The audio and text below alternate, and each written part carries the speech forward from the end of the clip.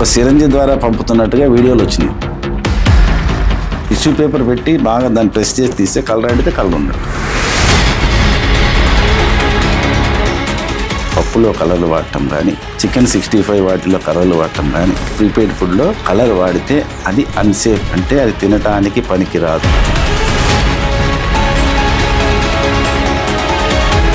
రెస్టారెంట్లో కస్టమర్ని ఎవరిని లోపలికి అలౌ చేయరు సార్. మీరు వెళ్ళినప్పుడు మీరు చూస్తూ ఉంటారు కదా సార్, కిచెన్ ఇలా ఉండాలి అని ఏదన్నా స్టాండర్డ్స్ ఉన్నాయి సార్. FSSAI క్లియర్గా మ్యానుఫ్యాక్చరింగ్కి ఏమేమి స్టాండర్డ్స్ ఉండాలా, క్యాటరింగ్కి ఏమి ఉండాలా, రెస్టారెంట్కి ఏమి ఉండాలా. హోటల్లో చూస్తే డీఫ్రీజర్లో చికెన్లు ఉంటాయి, దాని మీద ఐస్ అంతా ఉండిపోతుంది. ట్యాప్ కింద పెడితే అది సుమారు గంట సేపు నానుతుంది. అది ఎప్పటిదని అడిగితే వాటిలో చూస్తాడు. షెడ్యూల్ 4 ఆఫ్ FSSAI యాక్ట్ ప్రకారము వాళ్ళు కేసు ఫైల్ చేస్తారు. మార్కెట్లో అమ్ముతూ ఉంటారు సార్, వాటికి ఊరు పేరు మ్యానుఫ్యాక్చరింగ్ ఎక్కడ ఏంటన్నది తెలియదు కదా సార్. వాటిని ఎలా ట్రేస్ చేస్తారు సార్? ఇబ్రహీంపట్నంలో ఒక మసాలా కంపెనీ మీద రైడ్ చేయడం జరిగింది. అది ఎప్పటికీ నేను మర్చిపోలేండి. ఇంగ్రీడియంట్స్ చూసేటప్పటికి ఇలాచి అని రాసి ఉంటుంది, అది కాడమం అని రాసి ఉంటుంది. లోపల అక్కడ కాడమం లేదు, ఓన్లీ పొట్టే ఉంది. అక్కడ అంత సంచులు పొట్టులు ఉన్నాయి. కిలో అల్లం ఎంత, కిలో వెల్లుల్లిపాయలు ఎంత, అన్నీ పోను మన మిషన్ తీస్తే ఎంత వస్తుంది. దానికి ఒక డబ్బా, దానికి ఒక సీలు, దానికి FSSAI నెంబరు, లేబుల్, ప్రింటరు ఏముంటుంది దాంట్లో అని చూస్తే కొంతమంది గుమ్మడికాయది కలపటము, ఆటలు కలపటము, ఏదో కలుపుతారు. రేటు చూసి, మార్కెట్ చూసి మీరు కొనుక్కోండి వస్తుంటారు. ఫామ్ టు హోమ్ అని పెడతారు, అంటే ఫామ్ హౌస్ నుంచి డైరెక్ట్ మన ఇంటికి వచ్చేస్తాయి పాలు. మధ్యలో ప్యాస్చరైజేషన్, సెటిల్ అవన్నీ కావాలి కదా, ఖచ్చితంగా కావాలి. అంటే ఫామ్ టు హోమ్ అనేది ఎగ్జాగ్రేషనే కదా. అవును సార్. కమ్స్ అండర్ మిస్బ్రాండ్ కింద వస్తాయి. ఈ ఆయిల్ వాడితే మీ గుండెకి సంరక్షణ ప్రొడక్ట్ గురించి ఆయన ఎగ్జాగరేట్ చేస్తున్నాడు. It's comes under మిస్బ్రాండ్.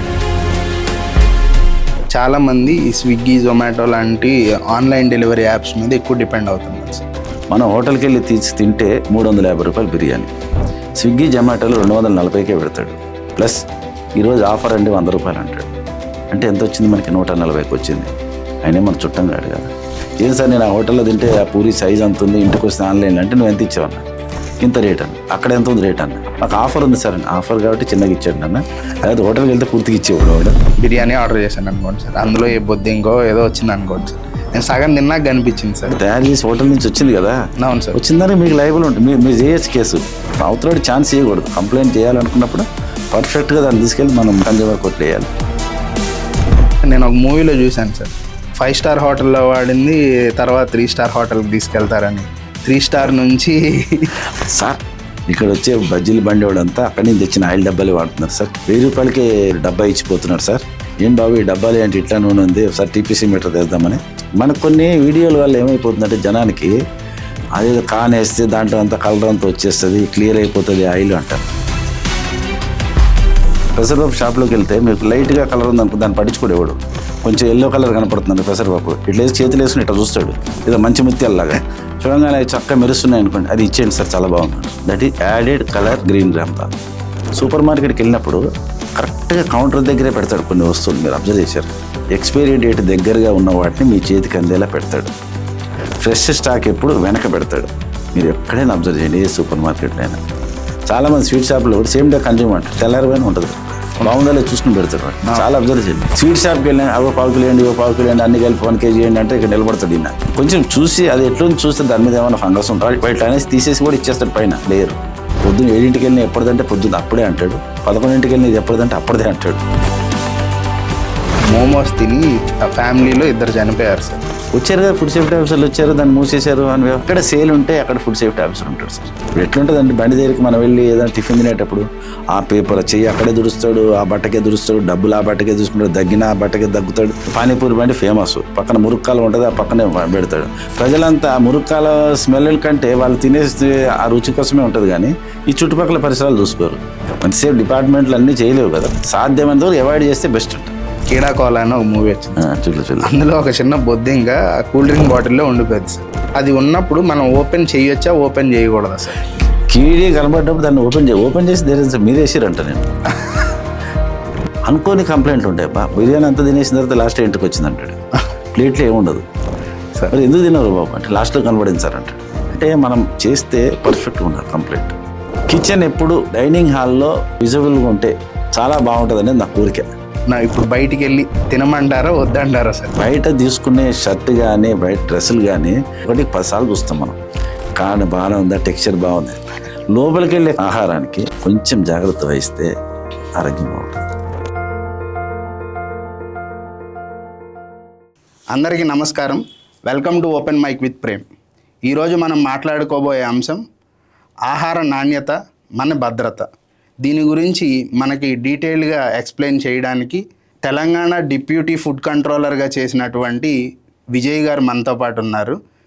ఈ రోజుల్లో జరిగేటువంటి మోసాల గురించి, అలాగే ఆహార నాణ్యత గురించి, ఎలా మనం కనిపెట్టుకొని మన ఆరోగ్యాన్ని జాగ్రత్తగా ఉంచుకోవాలి అనే అంశాల గురించి ఇప్పుడు విజయ్ గారిని అడిగి మనం తెలుసుకుందాం. సార్ నమస్తే సార్. నమస్కారం సార్. ఎలా ఉన్నారు సార్? బాగున్నా సార్. సార్ బాగా ఇంకా సన్నగా అయిపోయినట్టున్నారు సార్. సార్ కొంచెం డైట్ కంట్రోల్ చేస్తున్నాను. డైట్ కంట్రోల్ చేస్తున్నాను సార్. Okay sir. మీ జనరేషన్ చదువుకునే రోజుల్లో అందరూ కూడా బీటెక్, డాక్టర్ చదివేయడానికి ఎక్కువ ఇంట్రెస్ట్గా చూపించేవాళ్ళు సార్. మీరు అసలు మీ ఇటువైపు ఫుడ్ కంట్రోలింగ్ దాని వైపు రావాలని ఎలా అనుకున్నారు సార్? నేను 1985లో డిగ్రీ కాగానే ఈ ఇన్స్టిట్యూట్ ఆఫ్ ప్రివెంటివ్ మెడిసిన్లో ల్యాబ్ అసిస్టెంట్లు పోస్టులు ఖాళీ ఉన్నాయని కానీ ఇమీడియట్గా నేను అప్లై చేయడం జరిగింది. తర్వాత 92లో స్టేట్ ఫుడ్ ల్యాబొరేటరీలో జాయిన్ కావడం జరిగింది. అదే సేమ్ డిపార్ట్మెంట్ నుంచి. 92 నుంచి 2004 వరకు నేను స్టేట్ ఫుడ్ ల్యాబొరేటరీలో టెక్నీషియన్ గాను, జూనియర్ అనలిస్ట్ గాను పనిచేసుకుంటూ ముందుకు వస్తున్నాను. 2004లో ఫుడ్ ఇన్స్పెక్టర్గా నాకు ప్రమోషన్ ఇచ్చారు. ఆ ఫుడ్ ఇన్స్పెక్టర్ తర్వాత 2013లో జిల్లా ఫుడ్ ఇన్స్పెక్టర్గా నేను నియమితులయ్యాను సంగారెడ్డి జిల్లాకి, అదే పాత మెదక్ జిల్లాకి. 2017లో అసిస్టెంట్ ఫుడ్ కంట్రోలర్గా, జోనల్ ఆఫీసర్గా నేను ఏఎఫ్సీగా వరంగల్లో నేను జాయిన్ అయ్యాను. 2018లో డిప్యూటీ ఫుడ్ కంట్రోల్ పోస్ట్ ఖాళీ ఉన్నప్పుడు నన్ను ఇన్ఛార్జ్గా నియమించి టిల్ 2021లో నాకు పూర్తి స్థాయిలో పదవి బాధ్యతలు అప్పగించి 2024 వరకు నేను రాష్ట్ర డిప్యూటీ ఫుడ్ కంట్రోల్గా పనిచేసి 2024 మేలో నేను రిటైర్ అయ్యాను. సార్ అసలు మీకు ఈ ఫుడ్ సేఫ్టీ వైపు రావాలని ఇంట్రెస్ట్ ఎలా కలిగింది సార్? అది యాక్చువల్గా ఇన్స్టిట్యూట్ ఆఫ్ ప్రివెంటివ్ మెడిసిన్కి అటాచ్ అయి ఉన్నది ఫుడ్ డిపార్ట్మెంట్. నేను ఫస్ట్లో టెక్నీషియన్గా చేసినప్పుడు ఇన్స్టిట్యూట్ ఆఫ్ ప్రివెంటివ్ మెడిసిన్లో చేసి తర్వాత స్టేట్ ఫుడ్ ల్యాబొరేటరీకి వెళ్ళిన తర్వాత మనం ల్యాబ్లో పనిచేయడం కంటే ఎన్ఫోర్స్మెంట్లో చేస్తే బాగుంటుంది కదా, ఆహార కల్తీ మీద మనం గట్టిగా పనిచేయచ్చు అనే ఉద్దేశం అయితే నా మనసులో ఉంది. దాని మీదనే 2004లో ఖచ్చితంగా ఫుడ్ ఇన్స్పెక్టర్ కావాలని నేను కోరుకున్నాను. ఆ విధంగా నేను జాయిన్ అయ్యాను. ఆ తర్వాత సుమారు నేను రంగారెడ్డి జిల్లాలో చేశాను, కృష్ణా జిల్లా చేశాను, గుంటూరు జిల్లా చేశాను, ఈస్ట్ గోదావరి జిల్లా చేశాను, తర్వాత కరీంనగర్ జిల్లా చేశాను. తర్వాత 2013లో మాత్రం మెదక్ జిల్లాలో నేను జిల్లా అధికారిగా చేశాను. సో అయితే మీరు 2 రాష్ట్రాలు, ఉమ్మడి ఆంధ్రప్రదేశ్ మొత్తం కవర్ చేశారు సార్? అంటే పూర్తిగా కాదు కానీ కొన్ని జిల్లాలు మ్యాక్సిమం కవర్ చేశాను నేను. ఇప్పుడు మీరు ఇన్ని జిల్లాలు తిరిగారు కదా సార్, మీరు ఎప్పుడైనా ఈ ఫుడ్లో జరిగే కల్తీలు ఇవన్నీ మీరు దగ్గరుండి లైవ్లో చూస్తూ ఉంటారు కదా సార్? సార్ మీరు బయట తింటారా సార్ అసలు? తప్పకుండా తింటాం సార్. మనం వాళ్ళకి చెప్పాలి, మనకి ఏ విధంగా ఉండాలని మనం వాళ్ళకి చెప్తే ప్రతి వ్యాపారస్తుడు వింటాడు. విని సాధ్యమైనంత వరకు తన వ్యాపారాన్ని పోగొట్టుకోడు, చక్కగా చేయాలనే ఆలోచనలో ఉంటుంది. అజ్ఞానంతో ఏదన్నా మిస్ కావచ్చేమో కానీ ఇగ్నోరెన్స్ కానీ ఎవరైనా కానీ నా హోటల్ బాగుండాలి, హోటల్కి నలుగురు రావాలనే కోరుకుంటాడు. అటువంటప్పుడు ఆయన క్వాలిటీకి ఎక్కడ రాజీ పడడు. క్వాలిటీగానే ఇవ్వాలని ప్రతి వ్యాపారి కోరుకుంటాడు, ఆ విధంగా ఇస్తాడు. అనుకోని పరిస్థితులు ఏదైనా జరిగినప్పుడు మాత్రము మనకి ఇటువంటి అనారోగ్య పాలవటము, తర్వాత ఫుడ్ పాయిజన్ కేసులు జరగటం అనేది జరుగుతుంది. సాధ్యమైనంత వరకు వాళ్ళ జాగ్రత్తలో వాళ్ళు ఉంటారు. సార్ ఇప్పుడు మీరు చాలా కేసులు డీల్ చేసి ఉంటారు కదా సార్, మీరు ల్యాబ్లోనూ చూశారు, ఆన్ గ్రౌండ్లోనూ చూశారు కదా సార్. రెండిట్లోనూ మీకు భయంకరంగా అనిపించిన కేసు ఏదైనా ఉందా సార్? భయంకరంగా అంటే యాక్చువల్గా ఏమైందంటే 2017లో పోలీసులు వారితో కలిసి పెద్ద మనం ఇబ్రహీంపట్నంలో ఒక మసాలా కంపెనీ మీద రైడ్ చేయడం జరిగింది. అది ఎప్పటికీ నేను మర్చిపోలేండి. ఎందుకంటే అప్పటిదాకా నేను మసాలా కంపెనీల్లో అంత జరుగుతుంది అనుకోలే. ఎప్పుడైతే అది చూసిన తర్వాత 2015లో రాచకొండ పోలీస్ కమిషనరేట్ ఆఫీస్ వాళ్ళతో కలిసి చేసిన దాంట్లో చూసిన తర్వాత చాలా విషయాలు తెలిసినాయి నాకు. అంటే మసాలాలో ఇంత ఈ వ్యవహారం జరుగుతుందని అప్పటిదాకా నాకు తెలియదు సార్. అంటే ఏం చూశారు సార్ అక్కడ? అంటే యాక్చువల్గా ఏమైందంటే అక్కడ ఇప్పుడు మనము ఇంగ్రీడియంట్స్ చూసేటప్పటికి ఇలాచి అని రాసి ఉంటుంది, అది కాడమం అని రాసి ఉంటుంది. లోపల అక్కడ కాడమం లేదు, ఓన్లీ పొట్టే ఉంది. అక్కడ అంత సంచులు పొట్టులు ఉన్నాయి, పొట్టు ఉంది. సంచులు తర్వాత మన లవంగాలు ఉంటాయి. లవంగాలు ఇంగ్రీడియంట్స్ లవంగాలు అని రాస్తారు. అక్కడ చూస్తే లవంగ కాడల చెట్లు ఉన్నాయి, వాటిని కట్ చేసి ఉన్నాయి చెట్లు. ఆ చెట్లు కూడా అమ్ముతారు, నాకు తెలియదు అప్పటిదాకా. ఆ వాటిని పౌడర్ చేసి ఇంగ్రీడియంట్స్ లవంగాలన్నీ రాస్తారు. మన మైక్రోస్కోప్ మీద చూస్తే మనకి లవంగాల అదే కనిపిస్తుంది, ఆ స్ట్రక్చర్ కనిపిస్తుంది. బట్ లవంగ పౌడర్ ఉందని అనుకుంటారు జనం, అని అదే ఘాటు ఉంటుంది కానీ ప్యూర్ లవంగాలు కావాలి. అటువంటి చూడటము. తర్వాత ఈ మిర్చి పౌడర్లో కూడా ప్యూర్ మిర్చి కాకుండా పైన తొడుమలు వేయటము, తర్వాత మూడో క్రాప్ అని కడవా మిర్చి అని ఉంటుంది. అది ఏంటంటే సగం రెడ్ కలర్ ఉంటుంది, సగం వైట్ కలర్ ఉంటుంది మిర్చి తాలుగా ఇలాంటి వాటిని కూడా పౌడర్ చేసి దాంట్లో కలిపేయటం. ఆ ప్రకారం అవన్నీ చూసిన తర్వాత వెరీ జాగ్రత్తగా చూసుకోవాలి ముందు అనుకున్నాం. తర్వాత పసుపు కొమ్ములు పుచ్చిపోయినవి వాటన్నిటి పసుపు వాడేస్తారు. పసుపుగా ఎప్పుడైతే పౌడర్ ఫామ్కి వెళ్ళిపోయిందో మనం దాన్ని ఐడెంటిఫై చేయలేం. మైక్రోస్కోప్లో చూస్తే పసుపు స్ట్రక్చర్ కనపడుతుంది. అటువంటివన్నీ నేను ఆ రోజు చాలా జాగ్రత్తగా చూసుకున్నా. ఆ 17వ సంవత్సరంలో జరిగింది ఇప్పటికీ నాకు గుర్తుంటుంది సార్. ఇప్పుడు మీరు ల్యాబ్ టెక్నీషియన్గా చేశారు కదా సార్. ఇప్పుడు ఆ రేంజ్ ఆఫ్ ఎక్విప్మెంట్ కామన్ జనాలకి అవైలబుల్ ఉండదు సార్. అంటే ఇంట్లో రోజువారీ పాలు అవనివ్వండి, చికెన్ అవనివ్వండి, ఎగ్స్ అవనివ్వండి, ఇలాంటివన్నీ తెచ్చుకుంటారు కదా సార్. ఒక బేసిక్గా ఇంట్లో వాళ్ళు కూడా అలా చూసి గుర్తుపట్టేదో లేదా ఇంట్లోనే టెస్ట్ చేసుకునే ఉండేవి అలాంటి మెథడ్స్ ఏమన్నా ఉన్నాయా సార్? చాలా ఉన్నాయి సార్. ఇంట్లో కూర్చొని చేసుకోవచ్చు. ఇప్పుడు ఏదైతే food safety standard authority of India ఏదైతే వచ్చినప్పుడు ఈజీగా ఇళ్లల్లో గురినీళ్ళు చేసుకునే టెస్టులు కూడా ఈజీగా తెలిసిపోతాయి. ల్యాబ్లో ఇప్పుడు సపోజ్ టీ పౌడర్ ఉంది. Tea powder colour tea powder వాడుతున్నారు ఈ మధ్య అందరూ కలర్ వేస్తున్నారు. అది ఎట్లా వస్తుంది టీ పౌడర్లో కలర్ అనేది? మీరు ఎట్లా ఐడెంటిఫై చేస్తారని ఇంట్లో కూర్చొని ఒక చిన్న గాజు గ్లాసులో ఇంత టీ పౌడర్ వేసి కొన్ని నీళ్ళు దాంట్లో పోసి కొంచెం సేపు పెడితే కలర్ ఏమైనా ఉంటే పైకి వచ్చేస్తుంది. దాంట్లో ఒరిజినల్ టీ పౌడర్ ఏమైనా ఉంటే కింద ఉంటుంది. అది ఈజీ గుర్తుపెట్టేయచ్చు. కానీ చాలామంది పాలల్లో టీ పౌడర్ వేయగానే భలే కలర్ వస్తుందని, చాలా బాగుంది, మంచి కలర్ ఉందని. అది మంచి కలర్ కాదు, అది యాడెడ్ కలర్. అది ఈజీ టెస్ట్ చేసుకోవచ్చు. ఇంకోటి, ఆవాలు ఎప్పుడు మీరు నీళ్ళలో వేయరు. ఏ ఇంటికి వెళ్ళి చూడండి, ఆవాలు తీసుకొచ్చి నూనెలో వేసేస్తారు, అంతే కదా. ఈ నీళ్ళలో వేసే అవకాశం ఉండదు. మీరు ఒకసారి ఆవాలు కొన్ని తీసి కొన్ని నీళ్ళు వేసి కొన్ని గాజు గ్లాసులు వేసి కొన్ని నీళ్ళలో వేసి పెడితే దానికున్న సిమెంట్ కలర్ కానీ దానికున్న వేరే కలర్లు ఏమైనా ఉంటే బ్రిలియంట్ బ్లూలు అవన్నీ సింథటిక్ ఫుల్ కలర్స్ అన్నీ మీకు వచ్చేస్తాయి, పైకి తేలుతాయి అన్నమాట కలర్లు. ఒరిజినల్ ఆవాలు కింద కలర్ రకరకాల కలర్స్ తోటి ఉన్నవన్నీ కింద ఉంటాయి. ఈజీ ఐడెంటిఫై చేయొచ్చు. అంటే కొన్ని మనం చెయ్యం, ఇంట్లో పట్టించుకోము, అది వెళ్ళిపోతుంది. ఇంకోటి బెల్లం ఉంటుంది, తెల్ల బెల్లం ఉంటుంది.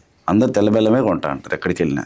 ఉండాలండి పైన అంతా తెల్లగా ఇంత ఉంటుంది, అది పేరుకుని మీరు వెళ్ళి అది తీసుకుని నాలుక మీద వేసుకుంటే మీకు సర్రమంటుంది, ఒకసారి తీయగా ఉండదు నల్ల. అది సల్ఫ్యూరిక్ యాసిడ్.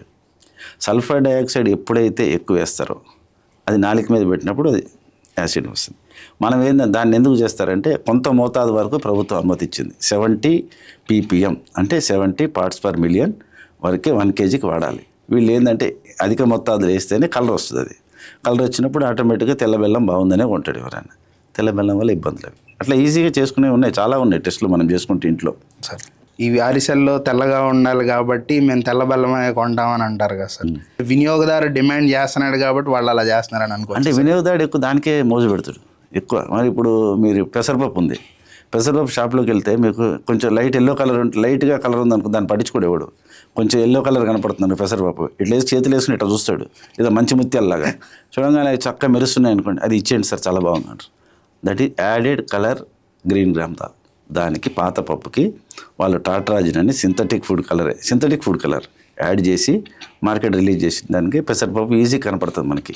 అది మీరు అది కలర్దే కొంటారు ఎవరైనా కానీ. ఇప్పుడు మన కందిపప్పు తీసుకున్నాం, కందిపప్పులో ఏముంటుంది సార్ అంటారు ఎవరైనా.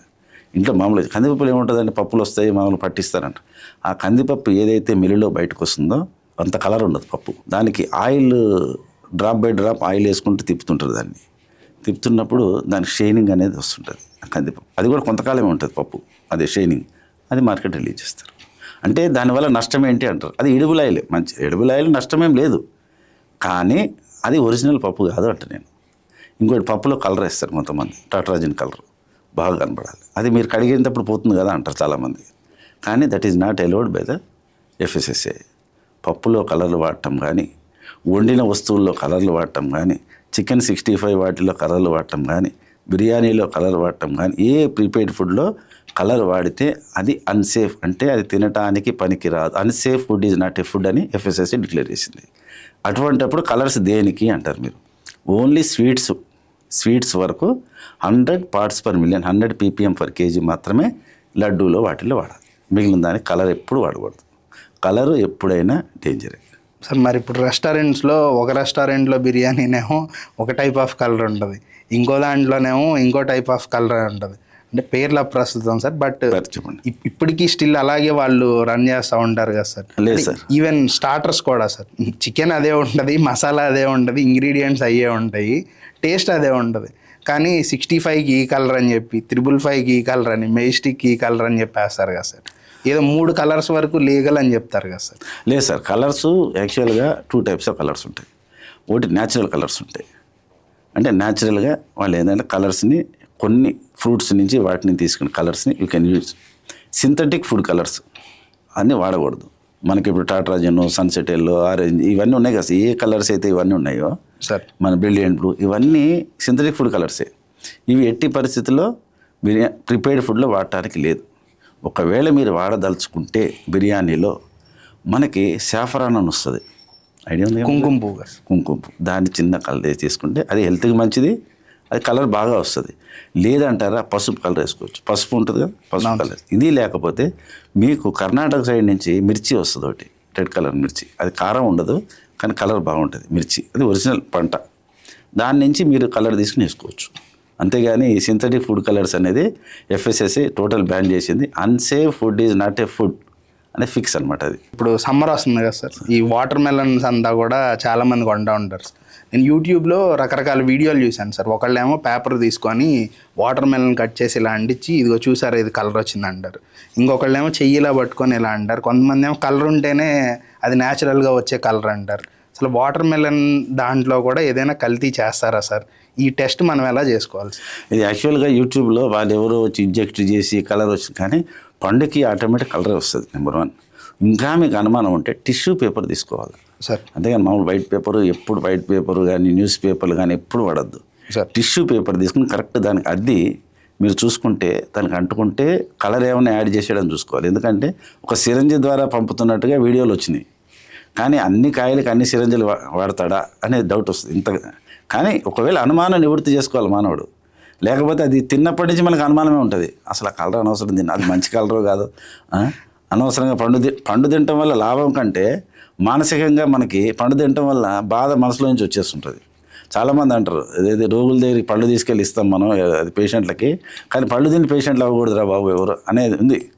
కాబట్టి ఏదైనా జాగ్రత్తగా చూసుకోవాలి. మనం ఏదైనా రెగ్యులర్గా తీసుకునే షాప్లో తీసుకుంటే వాడు కూడా మనం మోసం చేసే కార్యక్రమం, వాడు కూడా ఎక్కడి నుంచి తెచ్చుకుంటాడో వాడికి కూడా తెలుసు ద సోర్స్ ఆఫ్ సప్లై. కాబట్టి మంచి కాయలు చేసేవాడి దగ్గర తెచ్చుకుంటాడు. కాబట్టి చూసుకుని మనం తీసుకునే బాధ్యత మన కన్జ్యూమర్స్ కూడా ఉంది. సరే, అంటే కలర్ అంటితే అది ఖచ్చితంగా అంటే కలర్ అంటదు మామూలుగా. టిష్యూ పేపర్ పెట్టి బాగా దాన్ని ప్రెస్ చేసి తీస్తే కలర్ అంటితే కలర్ ఉన్నట్టు. మీకు FSSAI వీడియోస్ కూడా ఉన్నాయి, నేను పంపిస్తాను మీకు కావాలంటే పర్సనల్గా. సార్, FSSAI అది క్లియర్లీ ఇచ్చిందనమాట, టెస్ట్ చేసి పంపించింది. మీరు food safety standards authority of India ఒకసారి కనుక ఓపెన్ చేస్తే ఫేస్బుక్, దాంట్లో మీకు అన్ని రకాల టెస్టులు ఏ విధంగా చేసుకోవాలని కూడా మీకు క్లియర్ చూపిస్తుంది. సార్, ఈవెన్ ఇప్పుడు మామిడి పళ్ళు సీజన్ కూడా కదా సార్, మామిడి పళ్ళు చూడడానికి ఏమో బాగా మంచి బ్రైట్ కలర్లో పండిపోయినట్టు ఉంటాయి సార్. తింటేనేమో మొత్తం పుల్లగా పచ్చికాయ ఎలా ఉండదో అలా ఉండదు సార్. కాల్షియం కార్బైడ్ ఎస్టిరని అది గతంలో చేసేవాళ్ళని విన్నాము. 2014 కంటే ముందు కాల్షియం కార్బైడ్ మీద పెద్ద ఎత్తున చర్చ జరిగింది.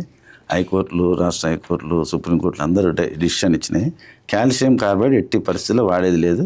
మన తెలంగాణ రాష్ట్రంలో అయితే కాల్షియం కార్బైడ్ పూర్తిగా నిషేధం, ఎక్కడ వాడలే. వాళ్ళు ఏం చేస్తారంటే ఎస్టిలిన్ గ్యాస్ రిలీజ్ అవుతుంది అనమాట.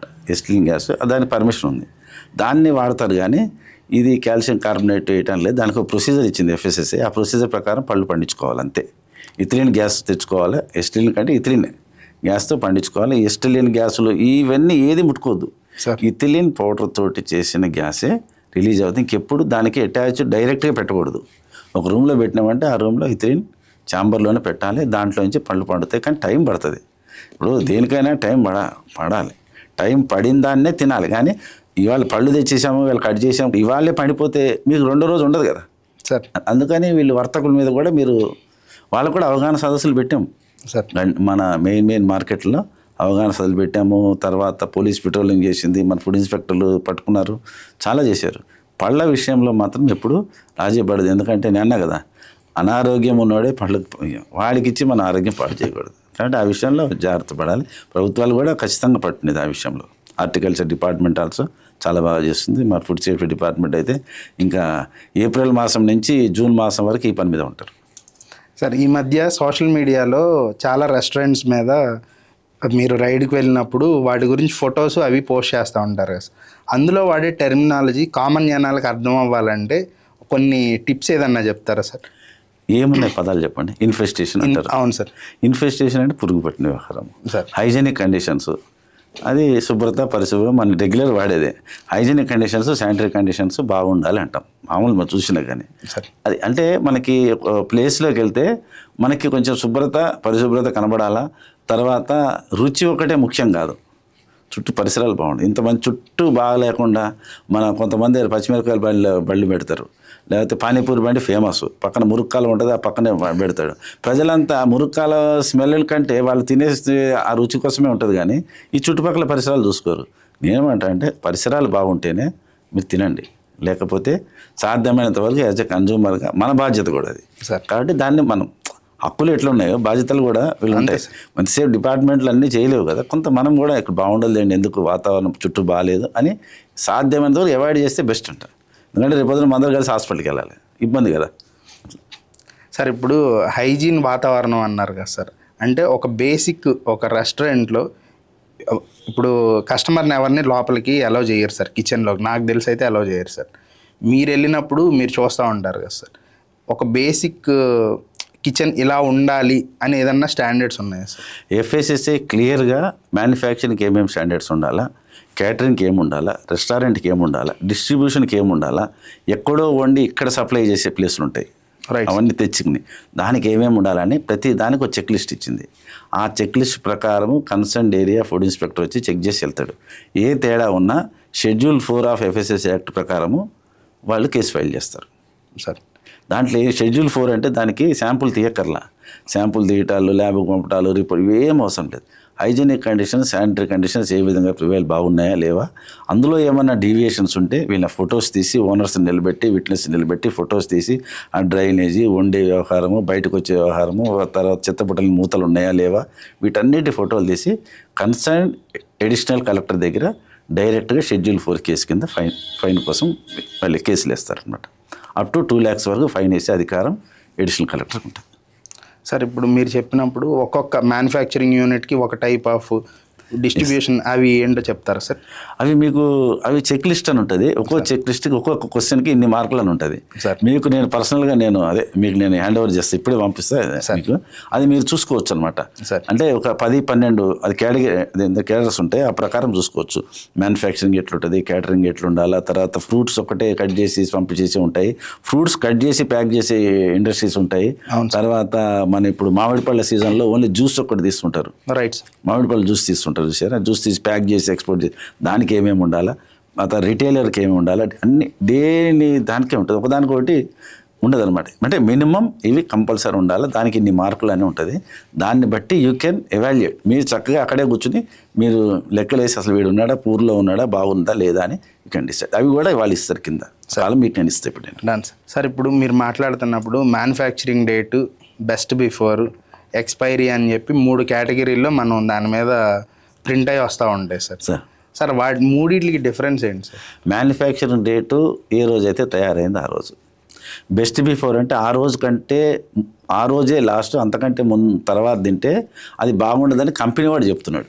ఓకే, కంపెనీ వాడు బెస్ట్ బిఫోర్ కంటే ఆ రోజు కంటే బెస్ట్ సార్ తీసుకుంటాను. ఎక్స్పైరీ డేట్ అంటే తర్వాత తినకూడదు. సాధ్యమైనంత వరకు ఫుడ్కి ఎక్కడ ఎక్స్పైరీ డేట్, ఓన్లీ డ్రగ్స్కి మాత్రమే మీకు ఎక్స్పైరీ డేట్ కనపడుతుంది. ఫుడ్కి ఎక్కడ చూసినా best before, use by date ఇవే ఉంటాయి. ఇప్పుడు పాల ప్యాకెట్ తీసుకుంటే యూజ్ బై డేట్ ఉంటుంది, కానీ డేట్ వేయడు, యూజ్ బై డేట్ పెడతాడు. వాళ్ళ తయారీ తేదీ వేయరు, యూజ్ బై డేట్ అనేస్తారు. 2 daysకో 3 daysకో పెట్టుకుంటారు వాళ్ళ సర్టెన్ కండిషన్స్, ఆ టెంపరేచర్ బట్టి.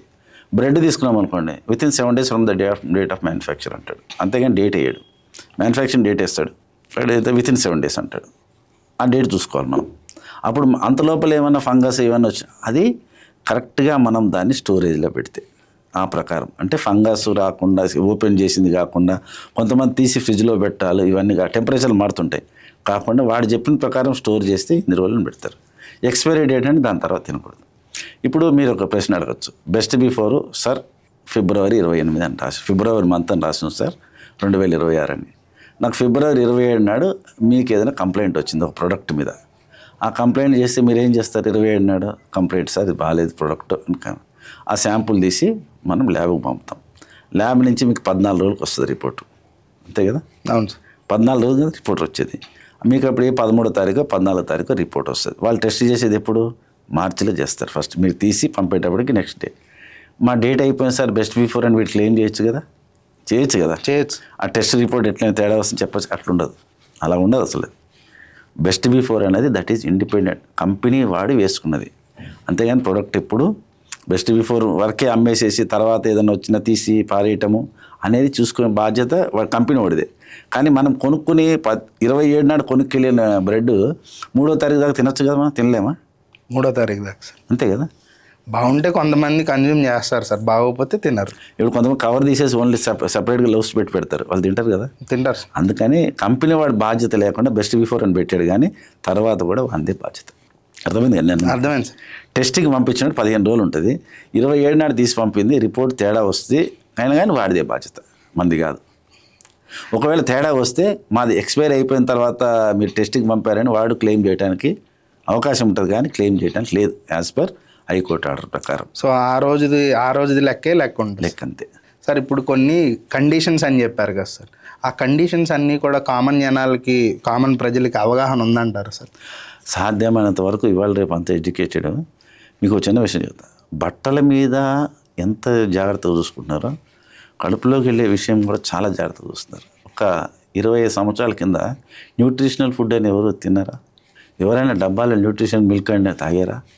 ప్రోటీన్ మిల్క్ అని తాగారా? ఎవ్వరు లేరు. ఇప్పుడున్నంత జాగ్రత్త, ఇప్పుడున్నంత ఇది. ఇంతకుముందు ఏజ్ పెరిగి అంటే జనరల్గా చెప్తున్నా, ఏజ్ పెరిగిపోతే ఈ ఫేస్కి ఏజ్ అదేది రాస్తున్న క్రీములు రాస్తారు, అవునా కదా. అవును. ఇంతకుముందు అంత ఎవరు రాసేవాళ్ళు కాదు. ఇప్పుడు ఆహారానికి, శరీరానికి, ప్రతిదానికి చాలా జాగ్రత్తలు తీసుకుంటున్నారు. ప్రతి వ్యక్తి ఒక్కసారి 1-2 సార్లు లేబుల్ చూసుకుంటున్నాడు. చూసుకునే బాధ్యత మనది. ఇంకోటి, సూపర్ మార్కెట్కి వెళ్తాం మనం. సూపర్ మార్కెట్కి వెళ్ళినప్పుడు కరెక్ట్గా కౌంటర్ దగ్గరే పెడతాడు కొన్ని వస్తువులు. మీరు అబ్జర్వ్ చేశారా? 2+2 ఆఫర్ అంటాడు. అది లోపల ఎందుకు పెట్టాడు నాకు ఇప్పటికి అర్థం కదా. వాడు ఏంది కరెక్ట్ కౌంటర్ లైన్లో నిలబడతాం మనం. జనం ఏం చేస్తారు, వెళ్ళేటప్పుడే వీళ్ళు పెద్ద ట్రాలీ తీసుకుని లోపల ఇట్లా తోసుకుంటూ వెళ్ళి ఫస్ట్ ఉన్నవన్నీ వేసేసుకుంటూ వెళ్ళిపోతుంటాడు వాడు. అసలు ఇది కావాలా అంటాడు, పక్కన ప్రమోట్ చేసేది ఆ మేడం కావాలంటాడు. పాప అది కావాలన్నా తీసి లోపల వేసేస్తాడు. కానీ దాని డేట్ చూస్తాడా? దాని డేట్ చూడడు, మ్యానుఫ్యాక్చరింగ్ ఇక్కడ చూడు, కంపెనీ చూడు, తీసుకుని లోపల వేసేసుకుంటూ వెళ్ళిపోతాడు. కౌంటర్ దగ్గరికి వెళ్తాడు. వెళ్ళంగానే వాడు 2+2 ఆఫర్ పెడతాడు అక్కడ ఎదురుగా. అవి కూడా పిల్లలు కరెక్ట్గా దాని రెండింటిని పట్టుకుంటారు, ప్యాకెట్లని అంతే కదా. డాడీ పెడతారు. అనగానే వీళ్ళు వేసేసేయండి అంటారు. పాప కావాలా అంటాడు. అవునంగా తీసి లోపల వేసుకుంటారు. బాబు కావాలని లోపల వేసేసుకుంటారు. వేసి తీసుకెళ్ళిపోతాడు, బిల్లు కట్టుకుని వెళ్ళిపోతాడు. ఇంటికి వెళ్ళిన తర్వాత ఎక్స్పైరీ డేట్ స్టాక్ వచ్చింది సార్ నాకు అంటాడు. మరి చూసుకోమనే కదా షాప్ వాడు ఇవ్వలేదు మీకు, మీరే తీసుకున్నారు, అంతే కదా. ఎప్పుడైనా వ్యాపారస్తుడు ఏ షోరూంలో అయినా ఎక్స్పైరీ డేట్ దగ్గరగా ఉన్న వాటిని మీ చేతికి అందేలా పెడతాడు. ఫ్రెష్ స్టాక్ ఎప్పుడు వెనక పెడతాడు. మీరు ఎక్కడైనా అబ్జర్వ్ చేయండి, ఏ సూపర్ మార్కెట్లో అయినా ఫ్రెష్ స్టాకు వెనక ఉంటుంది. అంటే మన చెయ్యి లోపల పెట్టి తీసుకునేట అంతే ఉంటుంది. కానీ మనము అంత బెండ్ అయి తీసుకోం, ఫ్రంట్ తీసుకుంటాం, పర్లేదు ఉండండి. 3 నెలల ఎక్స్పైరీ డేట్ ఉన్నది, 3 రోజులు ఎక్స్పైర్ అయ్యేదాన్ని 3 నెలలు వాడచ్చు అన్న దాని ప్రకారం 3 రోజులదే తీసుకుంటాం మనం. ఆ వెనక 3 నెలలు ఉంటుంది ఫ్రెష్ స్టాక్. అక్కడికి మనము బెండ్ అయ్యి తీసుకోం. ఎక్కడైనా మీరు అబ్జర్వ్ చేయండి. నేను సూపర్ మార్కెట్కి వెళ్ళినప్పుడు ఇట్లా నిలబడి నేను చూసి మా వాళ్ళు తీసుకుని ఇట్లా చూస్తూ ఉంటా. ఇట్లా తీసుకుంటూ వెళ్ళిపోతారు. ఇప్పుడు ఇంటికి వెళ్ళి చూసుకుంటాడు. ఇప్పుడు 5 కిలోల గోధుమ పిండి 2 రోజుల్లో తినలేడు కదా వాడు. అవును సార్, అవును. వాడి ఎక్స్పెక్టేషన్ ఏముంటుంది అంటే 3 months ఉంటుంది అనుకుంటాడు. ఇంటికి పోయేటప్పటికి అది 1 week ఎక్స్పైరీ ఉంటుంది. వాడు వెనక్కి ఓపెన్ చేసి వెనక్కి తీసుకోడు కదా. అంటే చాలా నష్టపోతున్నారు వాళ్ళు. వ్యాపారస్తులు, మనం వినియోగదారులు, మనది జాగ్రత్త మనం ఉండాలి. వ్యాపారస్తులు మనకు అంటగట్టడానికి చూస్తాడు, వాడేది పారేసుకుంటాడు. అవి జాగ్రత్తలు తీసుకుంటే మనకి ఇబ్బంది ఉండదు. కాబట్టి బెస్ట్ బిఫోరు, ఎక్స్పైరీ డేటు, తర్వాత యూజ్ బై డేట్, వీటిని క్లియర్గా చూసుకునే మనం ముందుకు పోవాలి. సార్ ఇప్పుడు ఈ డేట్స్ గురించి మాట్లాడుకున్నాం కదా సార్, దాన్ని అసలు ఎలా డిసైడ్ చేస్తారు sir? Product by product food safety department చేస్తుందా సార్, లేకపోతే వినియోగదారులు చేస్తారు, వినియోగదారులు అందరూ కలిసి చేస్తారా, లేదంటే మ్యానుఫ్యాక్చర్ చేస్తారా సార్? టోటల్ మ్యానుఫ్యాక్చరర్ ఎప్పుడైనా ఒక ఫ్యాక్టరీ పెడుతున్నప్పుడు కానీ ఏదన్నా సంస్థ వాడు చేసుకున్నప్పుడు కానీ వాడు ముందు ట్రయల్ రన్ వేసుకుంటాడు. ట్రయల్ రన్ వేసుకున్నప్పుడు ఇదేమి అదేది సెంట్రల్ గవర్నమెంట్ ఆఫీసులకు పంపి ఇది ఎంత ఉంటుంది సార్ మాది అని చెప్పేది కాదు.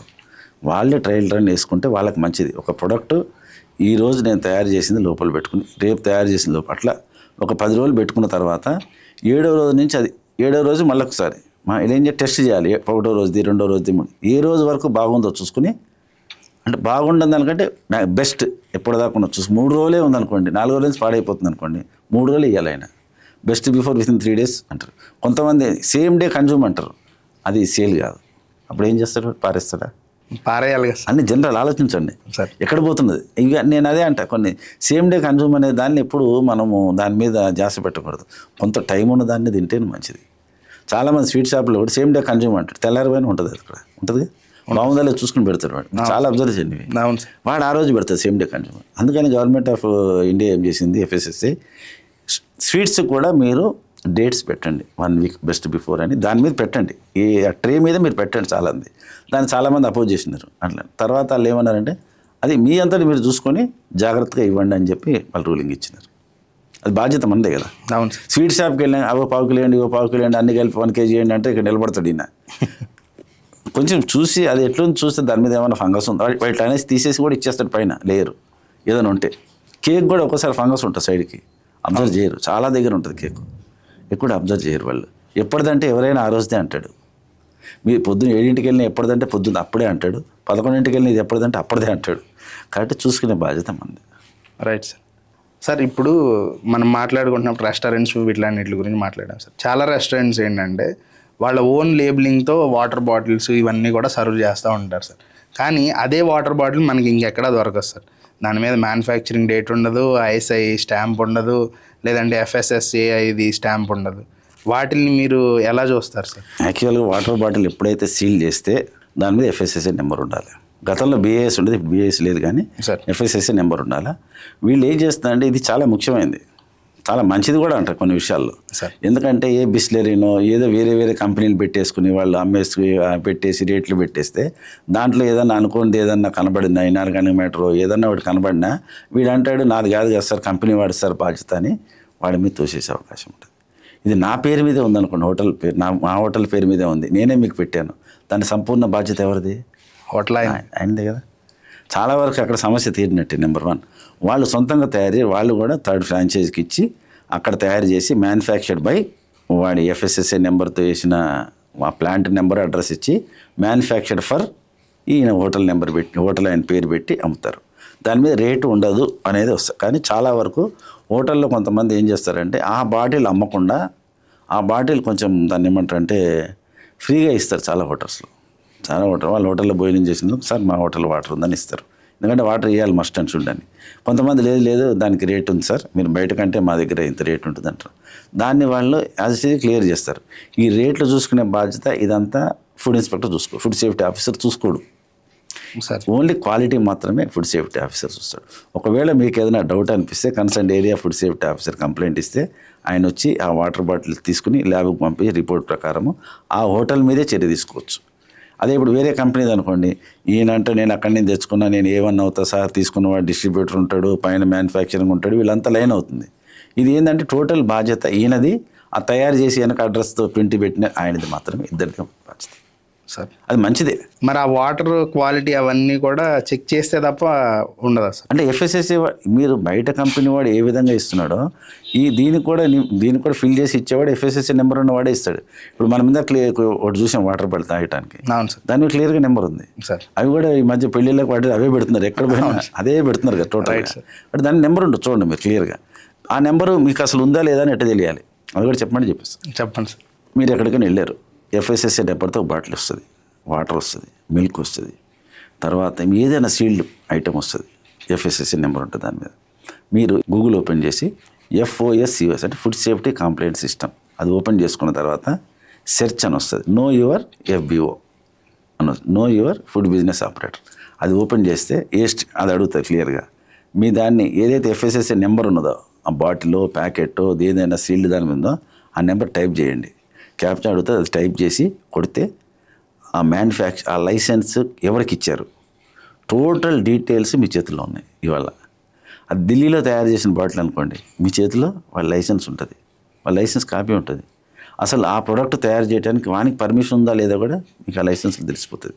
లైసెన్స్ నెంబరు, పేరు, అంత అడ్రస్ అంతా రాసిన తర్వాత దాంట్లో వ్యూ ప్రొడక్ట్స్ అని ఉంటుంది. ఆ ప్రొడక్ట్స్ మనం ఏంటంటే ఓపెన్ చేసి చూస్తే మీకు క్లియర్గా అసలు వీనికి మినరల్ వాటర్ కానీ ప్యాకేజ్ డ్రింకింగ్ వాటర్ కానీ అసలు వాటర్ తయారు చేసే పర్మిషన్ ఉందా లేదా కూడా మీకు తెలిసిపోతుంది. స్వీట్స్ తయారు చేస్తున్నాడు ప్యాకెట్లో ఏ స్వీట్స్ తయారు చేసే అవకాశం, నెయ్యి సీసా కొనుక్కున్నా అసలు నెయ్యి వీనికి తయారు చేసే ఉందా లేదా అని కూడా మీకు తెలిసిపోతుంది. ఒకవేళ లేకపోతే మీరు కన్సర్న్ ఏరియా ఆఫీసర్కి మీరు కంప్లైంట్ చేయొచ్చు, లేకపోతే డైరెక్ట్గా ఆయన మీద concern area additional collector complaint చేయొచ్చు.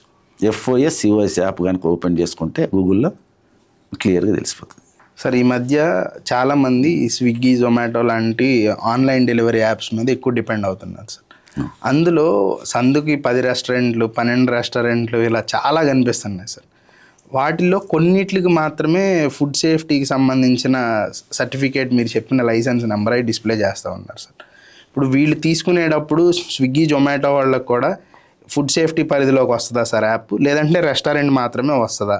ఈ స్విగ్గీ, జొమాటో ఏవైనా ఆన్లైన్ వాళ్ళ దగ్గర కనుక తీసుకోవాలి అంటే కంపల్సరీ FSSAI లైసెన్స్ ఉన్న వాళ్ళ దగ్గరే వాళ్ళు ఫుడ్ కోసం వాళ్ళు దాన్ని ఏమంటారంటే వీళ్ళు టైప్ చేసుకుంటారు సార్. ఎవరు? స్విగ్గీ వాళ్ళు, హోటల్ వాళ్ళు కంపల్సరీ లైసెన్స్ ఉన్న వాళ్ళనే వాళ్ళు తీసుకుంటారు.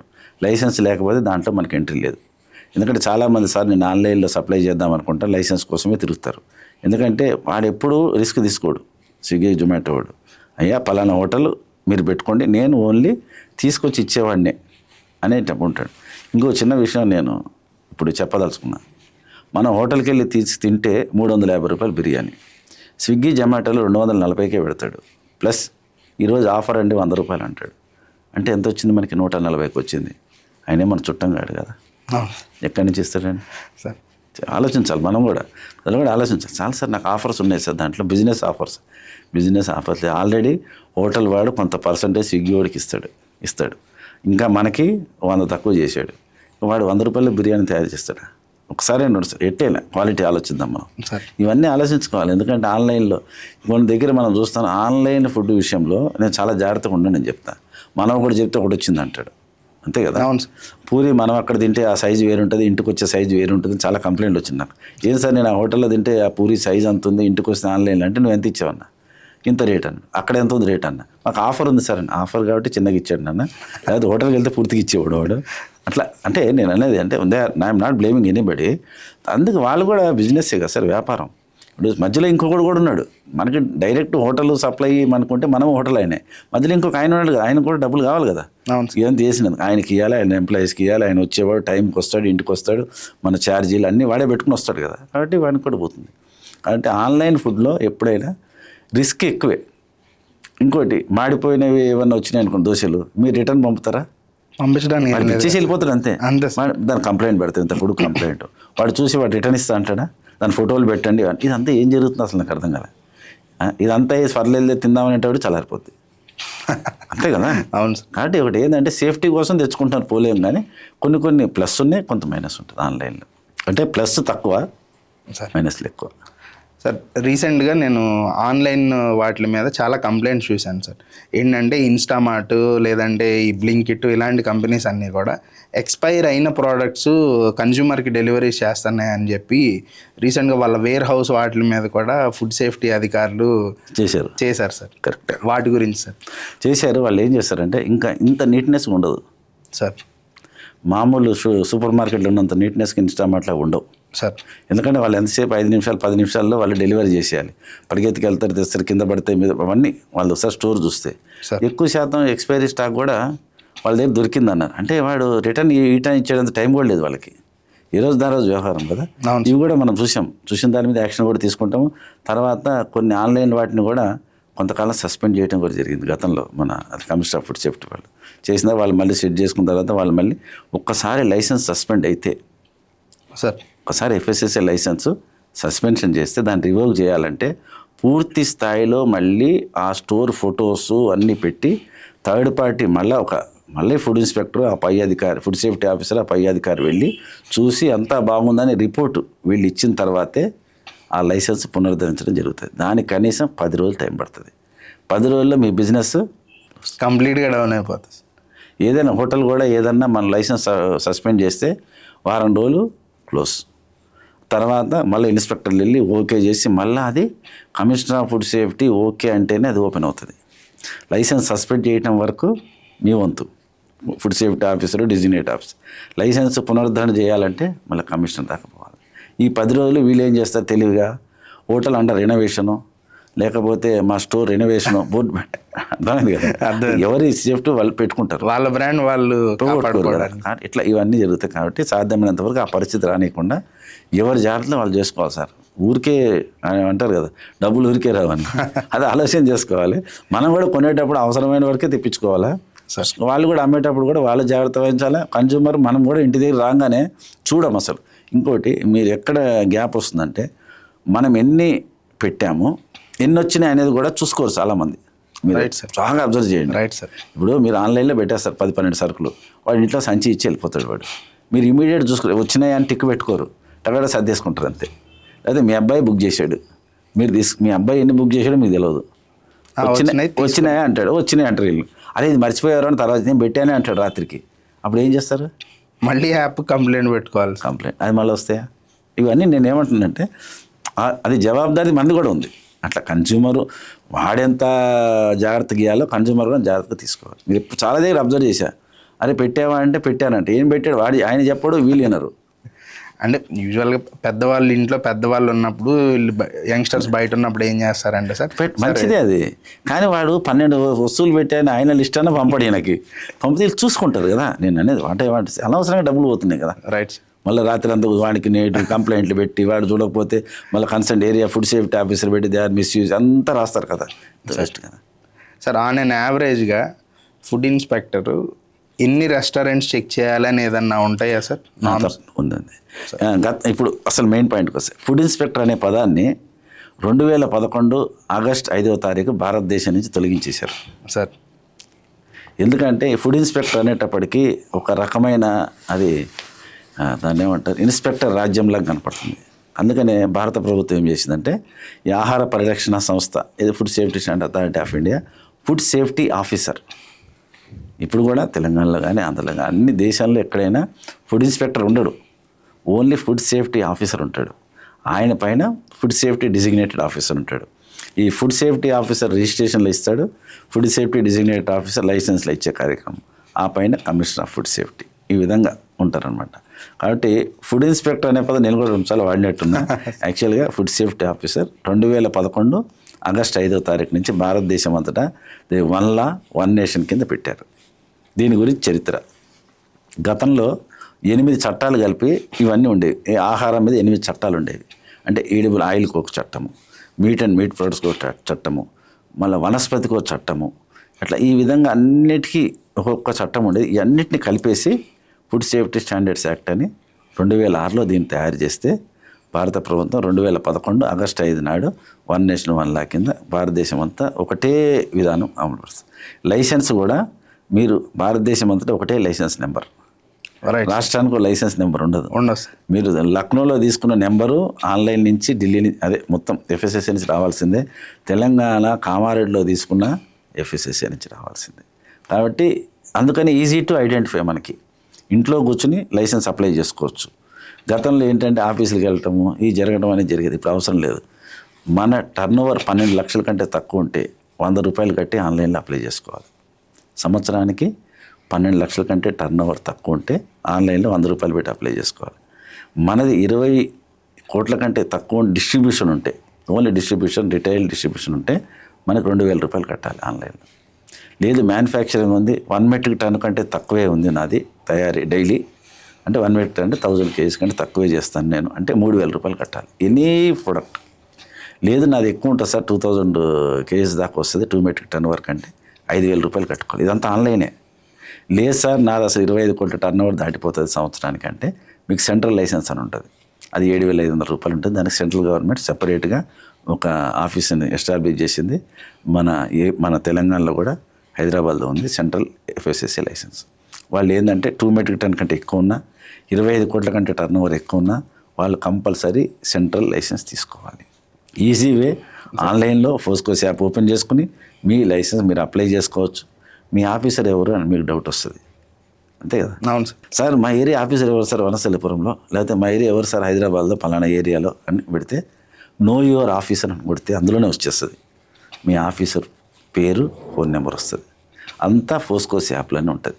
లైసెన్స్ ఎవరు ఇస్తారు సార్? మా ఆఫీసర్ మా ఏరియా అని చూస్తే డిజిగ్నేటెడ్ ఆఫీసర్ ఎవరంటే ఆన్లైన్లో ఫోస్కోస్ యాప్ ఓపెన్ చేస్తే నో యువర్ డిజిగ్నేటెడ్ ఆఫీసర్ అది కొడితే ఆయన పేరు నెంబర్ వచ్చేస్తుంది. అంతా ఇంట్లో కూర్చొని మీరు POSCO shop food safety complaint system చూసుకునే అవకాశం చాలామంది తెలియదు ఇది. ఆఫీస్ ఎక్కడ ఇస్తారు సార్, లైసెన్స్ ఎక్కడ ఇస్తారు, నాకు ఫోన్లు చేస్తున్నాయి, రిటైర్ అయిపోయి నాకు ఫోన్లు చేస్తున్నాయి అంట. పోస్కో షాప్ ఓపెన్ చేయమ్మా, ఈజీగా ఉంటుంది. మీరు ఆదిలాబాద్లో ఎవరున్నారు ఆఫీసర్ తెలుస్తుంది, శ్రీకాకుళంలో ఎవరున్నారు మీకు తెలుస్తుంది. అట్లా 2 రాష్ట్రాలు ఎక్కడైనా కానీ మీరు లక్నో ఆఫీసర్ ఎవరంటే 10 నిమిషాలు మీకు వచ్చేస్తుంది సార్, ఫోన్ నెంబర్తో సహా. అది ఉంది ఆ యాప్లో, మీకు యూటిలైజ్ ద యాప్ సార్. ఇన్ని రెస్టారెంట్స్ చెక్ చేయాలి, ఇన్ని శాంపిల్స్ కలెక్ట్ చేయాలి, అలా ఏమన్నా నామ్స్ ఉంది సార్. FSSAI క్లియర్గా ఇచ్చింది, ప్రతి ఫుడ్ సేఫ్టీ ఆఫీసరు ఇన్ని శాంపుల్ తీయాలి, కంపల్సరీగా ఇన్ని శాంపుల్ తీయాలి. ఈ శాంపుల్ అంటే లైన్గా తీయటం కాదు, నీకు ఎక్కడైతే ఇన్స్పెక్షన్ చేసిన తర్వాత అనుమానం వస్తుందో, సస్పెక్టెడ్ టు బి అడల్టరేటెడ్, అనుమానం ఉంది నాకు అన్నప్పుడు నువ్వు శాంపుల్ తీసే అధికారం నీకుంది. ఏ ఫుడ్ సేఫ్టీ ఆఫీసర్ని ఎవ్వరు బెదిరించడానికి కానీ అదేది ఆఫ్ చేయడానికి కానీ అధికారం ఏ వర్తకుడికి లేదు. దానికి ఒక సెక్షన్ ఉంది, ఒకవేళ వద్దు అని కనుక బెదిరిస్తే వాడి మీద ఇంకో కేసు కూడా వేయచ్చు. దట్ ఈజ్ FSSAI క్లియర్గా ఇచ్చింది. ఇంకొకటి, ఏ ఫుడ్ సేఫ్టీ ఆఫీసర్ కూడా ఏ రెస్టారెంట్ యజమానులని బెదిరించాల్సిన పద్ధతి కూడా కాదు. వెళ్ళటం, నీకు అనుమానం ఉంటే శాంపుల్ తీసుకుంటాం, దాన్ని ల్యాబ్కి పంపటం. ల్యాబ్కి పంపిన తర్వాత 3 రకాల రిపోర్ట్లు వస్తాయి అందులో సార్. మొదటిది మిస్ బ్రాండెడ్, రెండవది సబ్ స్టాండర్డ్, మూడవది అన్సేఫ్. మిస్ బ్రాండెడ్ అంటే మీరు లేబుల్ మీద ఏదైతే డిక్లేర్ చేశారో అవి అందులో ఉండాలి. ఏ ఒక్కటి లేకుండా అది మిస్ బ్రాండెడ్ కింద తేడా అవుతుంది. మీరు ఇప్పుడు గ్రౌండ్ నట్ అని చెప్పి ప్యాకెట్లో ఒకవేళ కాటన్ సీడ్ ఆయిల్ కనుక నింపుంటే మీకు మిస్ బ్రాండెడ్ కింద వస్తుంది. టోటల్ నింపితే అంటే ఏదైతే మీరు డిక్లేర్ చేశారో అది లేకపోతే, ఇప్పుడు టర్మరిక్ ఉంది ప్యాకెట్లో అంటారు, ఆ టర్మరిక్ లేదనుకోండి అది మీకు మిస్ బ్రాండెడ్ అవుతుంది. అట్లా అంటే చెప్పిన దానికంటే వేరేది మిస్ బ్రాండెడ్. తర్వాత సబ్ స్టాండర్డ్ అంటే మీకు అర్థమైపోయి ఉండాలి, అంటే మనిషి మంచోడు కానీ స్టాండర్డ్ తక్కువ అన్నట్టు. అట్లా ఎక్స్పెక్టేషన్స్ అంటే ప్రొడక్ట్ ఏదైతే ఉందో ఆ ప్రకారం రీచ్ కాకుండా, FSSAI ఏదైతే ఇచ్చిందో ఆ నామ్స్ ప్రకారం రీచ్ కాకుండా కొంచెం తక్కువ. ఇప్పుడు పాలల్లో 3% ఫ్యాట్ ఉండాలి, టోన్డ్ మిల్క్. మిల్క్లో ఎన్ని రకాలు ఉంటాయి తెలుసుగా మీకు? తెలుసు, సబ్జెక్ట్ వచ్చి చెప్పేస్తా సార్. మిల్క్లో toned milk 3% fat, double toned milk 1.5% fat, skimmed milk 0% fat, whole milk అంటే 5% ఫ్యాట్, అందులో కౌ మిల్క్ సెపరేట్ ఫ్యాట్ ఉంటుంది దానికి. అట్లా మిల్క్లో ఇన్ని రకాలు ఉంటాయి. అది కనుక తక్కువ ఉంటే 5% ఉండాల్సింది 4.5 అట్లా ఉందనుకోండి, it's comes under sub standard. దానికి కన్సర్న్ ఏరియా ఎడిషనల్ కలెక్టర్, ఆ జిల్లా ఎడిషనల్ కలెక్టర్ గారు 3 లక్షల నుంచి 5 లక్షలు ఫైన్ వేసే అధికారం ఉంటుంది దానికి ఖచ్చితంగా. Next unsafe food. అన్సేఫ్ అంటే ఏంటి చెప్పాను కదా, కలర్లు వాడడం చోట కలర్లు వాడటం. తర్వాత సగ్గుబియ్యం ఉంటాయి. సగ్గుబియ్యంలో ఇంతకుముందు సగ్గుబియ్యం అంత షైనింగ్ వచ్చేవి కావు. ఇప్పుడు సగ్గుబియ్యంలో ఏం చేస్తారంటే, ఇంతకుముందు మనకి రాణిపాలు టీనోపాల్లా కొన్ని వచ్చాయి, గుర్తున్నాయి మీకు? రాణిపాలు టీనోపాలు అని బట్టలు కలర్ వేసేవాళ్ళం బ్లూ. ఆ విధంగా వాటి కోటింగ్ కొట్టి వచ్చినప్పుడు తలతలు మెరుస్తుంటేవి. అసలు సగ్గుబియ్యం ఎప్పుడు వాడతామంటే మనం ఎక్కువ బట్టలు కాకుండా జ్వరం వచ్చినప్పుడు ఏదో వచ్చినప్పుడు ఆరోగ్యం బాగాలేకపోతే సగ్గుబియ్యం జాగ తాగండి, సగ్గుబియ్యం పరమానందం ఇట్లా పెడతాం, అవునా కదా? ఆ సగ్గుబియ్యాన్ని వీళ్ళు కొంచెం రాణిపాలు టీనోపాలు టైప్లో కొన్ని కెమికల్ కలిపి అల్ట్రా మెరైన్ బ్లూ, అల్ట్రా వైలెట్గా మాకు మెరుస్తుంటాయి. అది మంచిది, అది comes under unsafe. Tea powder ఉంటుంది. టీ పౌడర్లో వీళ్ళు కలర్ వేస్తారు. టీ పౌడర్ కలర్ ఎట్లా వేస్తారో ఒక్క నిమిషం చెప్తా. ఈ టీ పౌడర్ మీరు సాధారణంగా బయటికి వెళ్ళి చూస్తే టీ 10 రూపాయల టీ అమ్ముతుంటారు, 12 రూపాయల టీ, 10 రూపాయల టీ బయట. దాని పక్కన ఒక డబ్బా ఉంటుంది, వీడు ఫిల్టర్ చేసిందల్లా ఆ డబ్బాలో పడేస్తుంటాడు, మళ్ళీ ఫ్రెష్గా టీ తయారు చేస్తుంటాడు. ఆ డబ్బా ఏదైతే స్టాక్ ఉంటుంది కదా మామూలుగా, అది ఎక్కడ పోతుందో చూడరు. అదంతా ఒక ఆయనకి ఎవరికో సేల్ చేస్తారు. ఆయన ఆ డబ్బాలు అంతే మన ఒకటే కాదు కదా, చాలా ఉంటాయి, వెళ్తే తీసుకెళ్ళి ఆయనకు 50 కిలోలు 60 కిలోలు వస్తుంది. అది మొత్తం డ్రై చేస్తారు వీళ్ళు, మళ్ళీ డ్రై చేసి ఓవెన్లో నుంచి బయటికి తీస్తే పౌడర్ లాగా వస్తుంది. కానీ దానికి కలర్ ఏమి ఉండదు, దానికి టీ స్మెల్ ఏమి ఉండదు. దాంట్లో మంచి కలర్ కోటింగ్ కొడతారు. కలర్ కోటింగ్ సన్సెట్ ఎల్లోనో టాటా కలర్ కొడతారు. కొట్టినప్పుడు కొంచెం కలర్ వస్తుంది. వచ్చినప్పుడు దానికి ఒరిజినల్ టీ పౌడరు ఒక 2 సంచులు, ఈ టీ పౌడర్ ఒక సంచి కలిపామనుకోండి మిక్స్ అయిపోతుంది. డస్ట్ కలుపుతారు, లీఫ్ కలుపుతారు. లీఫ్ ఉంటుంది, లీఫ్ కలుపుతారు, డస్ట్ ఉంటుంది, డస్ట్ కలుపుతారు. కలిపి అమ్మినప్పుడు మీకు బయట మనం 350 అమ్ముతున్నారు కిలో, వాళ్ళు 150 రూపాయలకి మళ్ళీ టీ కొట్లకి వేస్తాడు వాడే. కొంతమంది అర్జెంటుగా టీ తాగాలంటే తొందర పెడతారా 2 నిమిషాలు అయిపోతారా రా అంటారు. వెళ్ళంగానే అది ఏంగానే కలర్ వచ్చేస్తుంది కదా, వచ్చేస్తుంది. అవును సార్, అవును. టక్కన ఇచ్చేస్తారు 5 నిమిషాలు. అక్కడ పోతే టైం పడుతుంది అబ్బా అంటే అది ఉడికి రావాలి కలర్. ఇక్కడైతే డైరెక్ట్ వచ్చేస్తుంది. అందుకని ఎక్కడ పోయినా కానీ ఫాస్ట్గా ఇస్తారబ్బా అంటారు. ఫాస్ట్గా ఏం కాదు, కలరే కాదు. అర్థమైంది కదా. టీ పౌడర్లో జరిగేదాన్ని చాలా దగ్గర పట్టుకుంటారు. ఇప్పుడు కూడా పోలీసు డిపార్ట్మెంటు, మా ఫుడ్ సేఫ్టీ ఆఫీసర్లు టీ పౌడర్లో కలర్ ఈజీ టు ఐడెంటిఫై. ఇంట్లో తీసుకుంటూ వేసుకోవచ్చు. 150 రూపాయలు కిలో ఇస్తున్నాడంటే మనమే ఆలోచించాలి. ఇప్పుడు 150 రూపాయల కిలో నెయ్యి ఇస్తున్నాడని చాలామంది తిరుగుతారు. అలా నెయ్యి ఉండదు, పాములిన్ సగం ఉంటుంది, అంతే కదా, 2 కలిపేస్తారు. నెయ్యి స్మెల్ డామినేట్ చేస్తుంది, పాములిన్ కలర్ అది స్మెల్ రాదు కాబట్టి. అట్లా టీ పౌడర్ ఈజీ కలర్ చేయొచ్చు. అట్లా అది ఇట్స్ కమ్స్ అండర్ అన్సేఫ్ అనమాట. అన్సేఫ్, వాటిని అన్సేఫ్ అంటారు. టీలో కలిపే పాలలో కూడా చాలా మోసం జరుగుతుందని చెప్పి నేను చాలా వీడియోస్ చూశాను సార్. యూరియా కలుపుతారని చెప్పి, శవాలు కుళ్ళిపోకుండా ఉండడానికి వాడే కెమికల్ కూడా పాలల్లో కలుపుతారని చెప్పి, ఇలా రకరకాల పోస్టులు నేను సోషల్ మీడియాలో చూశాను సార్. పాలల్లో ఎన్ని రకాల మోసాలు జరుగుతాయి సార్? సార్, పాలల్లో ఎక్కువైతే వెన్న శాతం తక్కువ చేయడం అనేది మెయిన్ మోసం. అంటే ఎకనామిక్గా మనం నష్టపోతాం. ఎట్లా నష్టపోతాం అంటే హోల్ మిల్క్ కావాలంటారు పిల్లలు, అది 5% ఫ్యాట్ ఉండాలి, దానికంటే రేట్ ఎక్కువ, అది కొంటాం. మనము ఫ్యాట్ చూసుకోము, ప్యాకెట్ కదా. అవును. ఒకవేళ కంపెనీ వాడు దాంట్లో ఒక 1% తక్కువ వేసి 4% ఇచ్చాడు అనుకోండి, 1% ఫ్యాట్ రమారమి 2 రూపాయలు పడుతుంది. 50,000 లీటర్లు తయారు చేసి ఇవ్వాలి రోజు. నాకు రోజుకి ఎంత లాభం? 1,00,000 రూపాయలు లాభం. అంటే మనము ఆర్థికంగా నష్టపోతున్నాం, కానీ పాల వల్ల ఆరోగ్యంగా నష్టపోవట్లేదు. కొంత యూరియా అంటారు. యూరియా మీరు చెప్పిన శవాలది, అది శవాలది కాదు sir, that is a formalin. Formalin వేస్తే పాలు పాడు కావు అనే వ్యవహారం ఉంటుంది అంతే. అంతేగాని అది శవాలకి వేసేది కాదు సార్. మీరు చేపల మీద కూడా ఎఫ్ఎస్ఎస్ఏ బాగా దీని మీద సైంటిఫిక్గా బాగా ఆలోచించి చేపల మీద కూడా ఫార్మలిన్ వేసి పెడుతున్నారు. ఎందుకంటే చేపలకు ఉండే ఫ్రెష్నెస్ పోతుందని. ఎక్కడి నుంచి సముద్రం నుంచి వచ్చే చేపలు మన మార్కెట్కి వచ్చేటికి 3-4 రోజులు పడుతుంది. ఫ్రెష్నెస్ పోతుందని ఫార్మలిన్ చల్లటం అనేది జరుగుతుంది. దానికి కూడా ఫార్మలిన్ టెస్ట్ ఉంటుంది. ఆ టెస్ట్ ప్రకారం చూసుకుంటాం. ఒకవేళ పాజిటివ్ ఉంటే ఆ చేపలు వాడకూడదు, ఆరోగ్యానికి మంచిది కాదు. అట్లా ఈ పాల విషయంలో యూరియా అనేది, పాలల్లో యూరియా షుగర్ అనేది కామన్గా మన గడ్డి నుంచి ఉంటుంది. దానికి ఒక లిమిట్ ఉంది ఎఫ్ఎస్ఎస్ఏలో, 70 ppm 35 ppm అట్లా ఉంటుంది.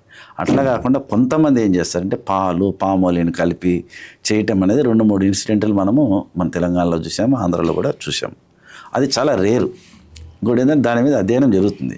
ఒకవేళ 5,000 లీటర్లు ఉన్న ట్యాంకులో ఒక 50 లీటర్లు ఈ పాలు పోస్తే మనము పట్టుకోగలమా? లేదు సార్, కలిసిపోతే కానీ పట్టుకోగలమంటే దానికి కూడా మిషనరీ వచ్చింది ఇప్పుడు. అందుకనే కొన్ని కంపెనీలు ఏదైనా excess traces of this urea ఇవన్నీ ఉంటే రిటర్న్ పంపించేస్తారు ట్యాంకర్లని. వాళ్ళు బయట అమ్ముతున్నారు అనేది ప్రచారం వస్తుంది. యాక్చువల్ ఏంటంటే అందుకనే బిఎంసీ సెంటర్లు ఉంటాయి, అంటే బల్క్ చిల్లింగ్ సెంటర్లు వస్తాయి ఇవి పాలకి. అక్కడ కూడా వీళ్ళు టెస్టులు చేసుకుంటున్నారు. ఇప్పుడు మెయిన్ కంపెనీలు ఏవైతే ఉన్నాయో, కొన్ని అంటే పేర్లు చెప్పకూడదు, కొన్ని పేరు మోసిన కంపెనీలు వాళ్ళు చిల్లింగ్ సెంటర్లో కూడా వాళ్ళకి ల్యాబ్ ఉంటుంది. అంటే ఊళ్ళ నుంచి వచ్చేవాళ్ళు ఒక ఇంట్లో చేసి వచ్చిన రోజు వాడికి బర్రెలే ఉండవు కానీ వాడు రోజు 15 లీటర్లు పోస్తాడు అంటాడు. వాటన్నింటినీ వాళ్ళు అధ్యయనం చేస్తారు. చేసి ఈయనకి ఎన్ని బర్రెలు ఉన్నాయి, ఎన్ని పాలు తేగలడు అని అధ్యయనం చేసి అంతవరకు ఇస్తారు వాడికి లిమిట్. బాబు నీకు ఎన్ని ఉన్నాయి? 5 ఉన్నాయా? నువ్వు ఇన్ని పాలే మాకు, అంతేగాని నాకు 5 బర్రెలు ఉన్నాయి, నేను 60 లీటర్లు ఇస్తాను సార్ రోజు పొద్దున్న అంటే అది కాదు కదా. అట్లా వాళ్ళ మనుషులు ఉండి ఆ కంపెనీకి సంబంధించిన వాళ్ళు ఫిక్స్ చేసి జాగ్రత్తగా, ఎందుకంటే ఒక కంపెనీ కొన్ని కోట్లతో ఎస్టాబ్లిష్ అయ్యింటుంది. ఏమాత్రం తేడా వచ్చినా ఒక్కరోజుతో కొలాప్స్ అయిపోతుంది. కాబట్టి అంత పెద్ద కంపెనీ వాడు ఎప్పుడు ఇంత చీప్గా చిల్లర దానికి ఎక్కడ పడడు. మనకి ఎంతసేపు ఈ ఇంటి ముందుకు వచ్చి టింగ్ బెల్లు కొట్టి పాలు పోసేవాడు ఏమన్నా చేయొచ్చేమో, కానీ మ్యాక్సిమం పెద్ద కంపెనీల వాళ్ళు దానికి దగ్గరికి పోరు. ఎందుకంటే 50 లీటర్లు అమ్ముతాం, వాళ్ళకి ఏం పెద్ద రాదు. కానీ కింద వరకు టెస్ట్ చేసే మెకానిజం పెట్టుకోవాలి. వాళ్ళు పెట్టుకుంటేనే మన సేఫ్టీ పై వరకు. కాబట్టి ఇప్పుడు ఏంటంటే వాళ్ళు కలెక్షన్ సెంటర్ల దగ్గర కూడా ల్యాబొరేటరీ పెడుతున్నారు. కలెక్షన్ సెంటర్లు కూడా మన గవర్నమెంట్ డైరీలు కూడా పేరు గవర్నమెంట్ డైరీలు కూడా చక్కగా చేసి తీసుకొస్తున్నారు పాల విషయంలో. అని ఎక్కడో 150 లీటర్లు 100 లీటర్లు తయారు చేసి ఆ డబ్బాలలో పోసి బయట హోటళ్ళు వాళ్ళకి పోసేవాళ్ళు తప్పితే మ్యాక్సిమం మెయిన్ మిల్క్ డైరీస్ మాత్రము ఇటువంటి వాటికి అంత వాళ్ళు కూడా ఇంట్రెస్ట్ పెట్టరు. ఎందుకంటే వాళ్ళు ఎప్పుడు వాళ్ళ రెప్యుటేషన్ పాడు చేసుకోడు. సార్, మనం ఇందాక మాట్లాడుకుంటున్నప్పుడు మిస్బ్రాండెడ్ ఐటమ్స్ గురించి టాపిక్ వచ్చింది సార్, అది కూడా మీ పరిధిలోకి వస్తుందా సార్? మిస్బ్రాండ్ అన్నీ యాజ్ పర్ ఎఫ్ఎస్ఎస్ఏ యాక్ట్ ప్రకారము మిస్బ్రాండెడ్ ఐటమ్స్కి చాలా ఐటమ్స్ వస్తాయి. మిస్బ్రాండెడ్కి అంటే ఒకటి చెప్పి ఒకటి అమ్మటం కాకుండా ఇప్పుడు date, manufacturing date, batch number లేదనుకోండి, ఇట్స్ కమ్స్ అండర్ మిస్బ్రాండెడ్. అది కూడా కేసే. దానికే ఎడిషనల్ కలెక్టర్ వేయాల్సిందే, ఫైన్ వేయాల్సిందే, చేయాల్సిందే. అలాగే మిస్బ్రాండ్ అనేది ఏంటంటే చాలా వరకు మీరు ఎక్కువ పర్సెంట్ ఒకటి చెప్పి ఒకటి ప్యాక్ చేసే కార్యక్రమం జరుగుతుంది బయట. అంటే ఇంకోటి ఎగ్జాగరేషన్ ఆఫ్ ద ప్రొడక్ట్. అది ఎట్లా అంటే ఈ ఆయిల్ తాగితే, ఈ ఆయిల్ వాడితే మీ గుండెకి సంరక్షణ అనేది ప్రొడక్ట్ గురించి ఆయన ఎగ్జాగరేట్ చేస్తున్నాడు. It's comes under misbranded. అర్థమైంది? ఎగ్జాగరేషన్ ఆఫ్ ద ప్రొడక్ట్ అంటే నాదే మంచి నూనె, మా మంచి నూనె వాడండి అంటే నేనే మంచి నూనె అమ్మేవాడు, వేరేవాడు కాదని, అదే ఎగ్జాగరేషన్ ప్రోడక్ట్ కిందకి వస్తుంది. అట్లా ఎప్పుడు లేబులింగ్, ఎప్పుడు ఎగ్జాగరేషన్ ఆఫ్ ద ప్రోడక్ట్ ఉందండి. హార్ట్ కోసం ఈ ఆయిల్ వాడండి అని ఎప్పుడు మనం లేబుల్ పెట్టకూడదు యాజ్ పర్ ఎఫ్ఎస్ఎస్సి యాక్ట్ ప్రకారం. ఇంకోటి మనము ఫామ్ టు హోమ్ అని పెడతారు.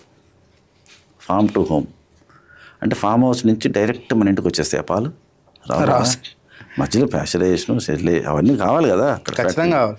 అంటే ఫామ్ టు హోమ్ అనేది ఎగ్జాగరేషనే కదా. అవును సార్. కమ్స్ అండర్ మిస్బ్రాండెడ్ కిందకి వస్తాయి. అట్లా ఫామ్ టు హోమ్లు తర్వాత అంటే ఉన్నదానికంటే ఎక్కువ చెప్పుకుంటాం. అంత నెంబర్ 1 క్వాలిటీ అంటే వేరే వాడు నెంబర్ 2 క్వాలిటీ అని అట్లా చెప్పుకోకూడదు.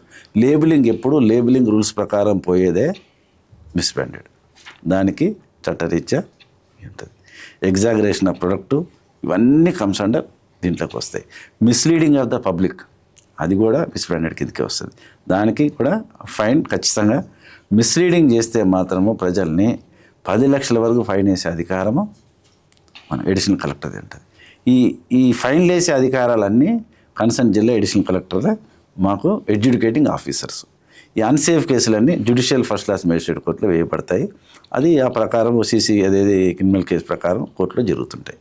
సార్ ఇప్పుడు మిస్బ్రాండెడ్ అని గుర్తుకొచ్చింది సార్. చాలా న్యూస్ పేపర్స్, న్యూస్ ఛానల్స్లో మేము చూస్తూ ఉంటున్నాం సార్. బేగం బజార్లో అల్లం వెల్లుల్లి పేస్ట్ ఫుడ్ సేఫ్టీ అధికారులు పట్టుకున్నారని చెప్పి, ఫేక్ లేబులింగ్ చేసినటువంటి ప్రోడక్ట్స్ పట్టుకున్నారని, మ్యానుఫ్యాక్చరింగ్ డేట్ అరేంజ్ చేసి మళ్ళీ రీప్రింటింగ్ చేశారని చెప్పి, సో ఇలాంటివి కూడా జరుగుతూ ఉన్నాయి కదా సార్. వీటి గురించి మీ కామెంట్స్ ఏంటి? ఎక్స్పైరీ డేట్ అయిపోయిన తర్వాత లేబుల్ తీసి మళ్ళీ లేబుల్ అంటించేసాడు అనుకోండి, అవన్నీ చూసుకోవాలి కదా. అందుకనే బ్యాచ్ నెంబర్ కూడా ఉంటుంది మ్యానుఫ్యాక్చరింగ్ యూనిట్లో. సార్ ఒక మ్యానుఫ్యాక్చరింగ్ యూనిట్కి వెళ్తే ఇవాళ తయారు చేసింది, ఇవాళ ఒక డేట్తో తయారు చేసిన ఫిబ్రవరిలో ఒక డేట్ ఉంది. ఆ డేట్కి ఒక లిస్ట్ ఉంటుంది ఆయన దగ్గర. ఇన్ని కిలోలు నేను తయారు చేశాను, అన్ని కిలోలు తయారు చేసిన దాంట్లో 1/2 కేజీ డబ్బాలు ఇన్ని, 1 కేజీ డబ్బాలు ఇన్ని, 5 కిలోల అల్లం వెల్లిగడ్డ ఇన్ని, 100 గ్రాముల అల్లం వెల్లిగడ్డ, ఇవి కాకుండా ప్యాకెట్లు 50 గ్రామ్స్ 25 గ్రామ్ ప్యాకెట్ ఇన్ని అన్నీ రాసి టోటల్ అమౌంట్ రాసి, అదే టోటల్ ఎన్ని గ్రామ్స్ రాసి పెట్టుకుంటారు. అన్నిటికీ బ్యాచ్ నెంబర్ ఒకటే ఉంటుంది ఆ రోజు జరిగిన వాటి అన్నిటికీ. ఒకవేళ నెక్స్ట్ కనుక వేస్తే వాడు నెక్స్ట్ మంత్ 6 నెలల తర్వాత వేస్తే ఈ ప్రొడక్ట్ ఆల్రెడీ మార్కెట్కి వెళ్ళిపోతుంది. కాబట్టి దాన్ని మార్చలేడు లేబుల్స్ని. డబ్బాలో ఉన్నదానికి సీల్ వేయగలడు కానీ ప్యాకెట్లో ఉన్నదాన్ని కట్ చేసి పోసి మళ్ళీ చేసే కార్యక్రమం ఉండదు. కాబట్టి మిస్బ్రాండెడ్ ఎట్లా వస్తుందంటే లేబులింగ్ రూల్ సరిగా లేకపోతే కమ్స్ అండర్ మిస్బ్రాండెడ్. ఇంకోటి రేటు 60 రూపాయలు కిలో అల్లం వెల్లిగడ్డ అంటే మనిద్దరమే ఆలోచిద్దాం. కిలో అల్లం ఎంత, కిలో వెల్లుల్లిపాయలు ఎంత, అన్నీ పోను మన మిషన్ తీస్తే ఎంత వస్తుంది? అటువంటిది కిలో కావాలంటే ఎంత ఖర్చు అవుతుంది? దానికి ఒక డబ్బా, దానికి ఒక సీలు, దానికి ఎఫ్ఎస్ఎస్ఏ నెంబరు, లేబులు, ప్రింటు, తర్వాత మార్కెటింగ్ పోవడానికి ఎగ్జిక్యూటివ్స్ మార్కెట్లో పెట్టడానికి ఇచ్చిన తర్వాత అమ్మేవాడికి లాభం ఉండాలి కదా. వాడికి ఎంత ఈ మార్జిన్ అంతా చూస్తే మీకు 60 రూపాయలు వర్కౌట్ అవుతుందంటే మీరు కొనొచ్చుండి. మీరు కొనండి. అది చెబుతున్నాను నేను. మీకు కిలోకి 150 రూపాయలు పడుతున్నది, 60 రూపాయలు కొనేసి చేస్తున్నామంటే దాంట్లో ఏం ఎక్స్పెక్ట్ చేస్తున్నాం మనం? మంచి ఆలోచన. అంటే ఎంత హోల్సేల్ చేసినా అంత రాదు సార్.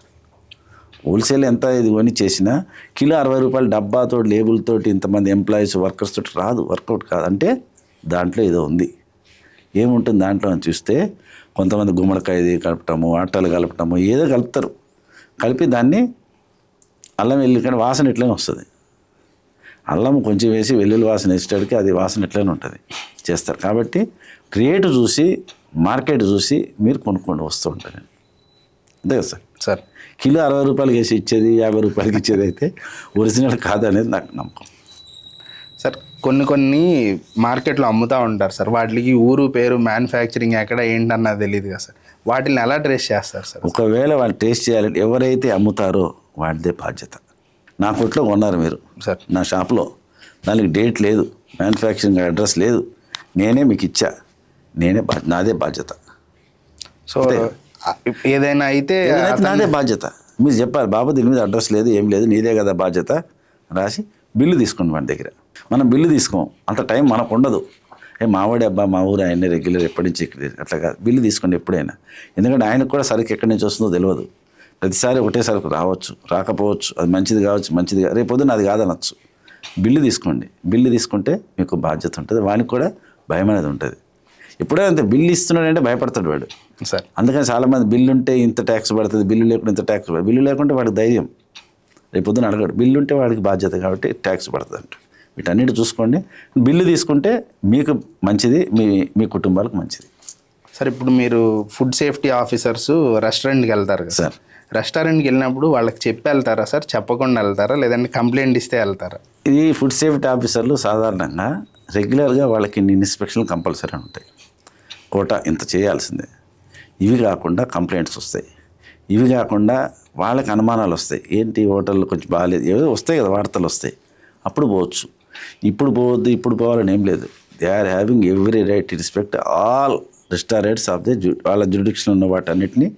ఎన్నిసార్లు ఇవాళ వెళ్ళాం కదా, మళ్ళీ వారం రోజులకి వెళ్ళకూడదు, ఇవాళ వెళ్తే 2 నెలల దాకా వెళ్ళకూడదు అని ఏదైనా రూల్ ఉందనుకోండి. సపోజ్ ఇల్లు వచ్చిన తర్వాత 2 నెలలు ఆ హోటల్ అయినా విచ్చలవిడిగా చేయొచ్చు కదా. అందుకని అటువంటిది ఏం లేదు. ఏ కంప్లైంట్ వచ్చినా పోవచ్చు. రెగ్యులర్గా మానిటరింగ్ చేస్తుండాలి. అంటే మన కంప్లైంట్ వచ్చిన దాకా పెట్టుకున్నాము అంటే మానిటరింగ్ చేయకుండా అది మన తప్పే, అది బాధ్యత.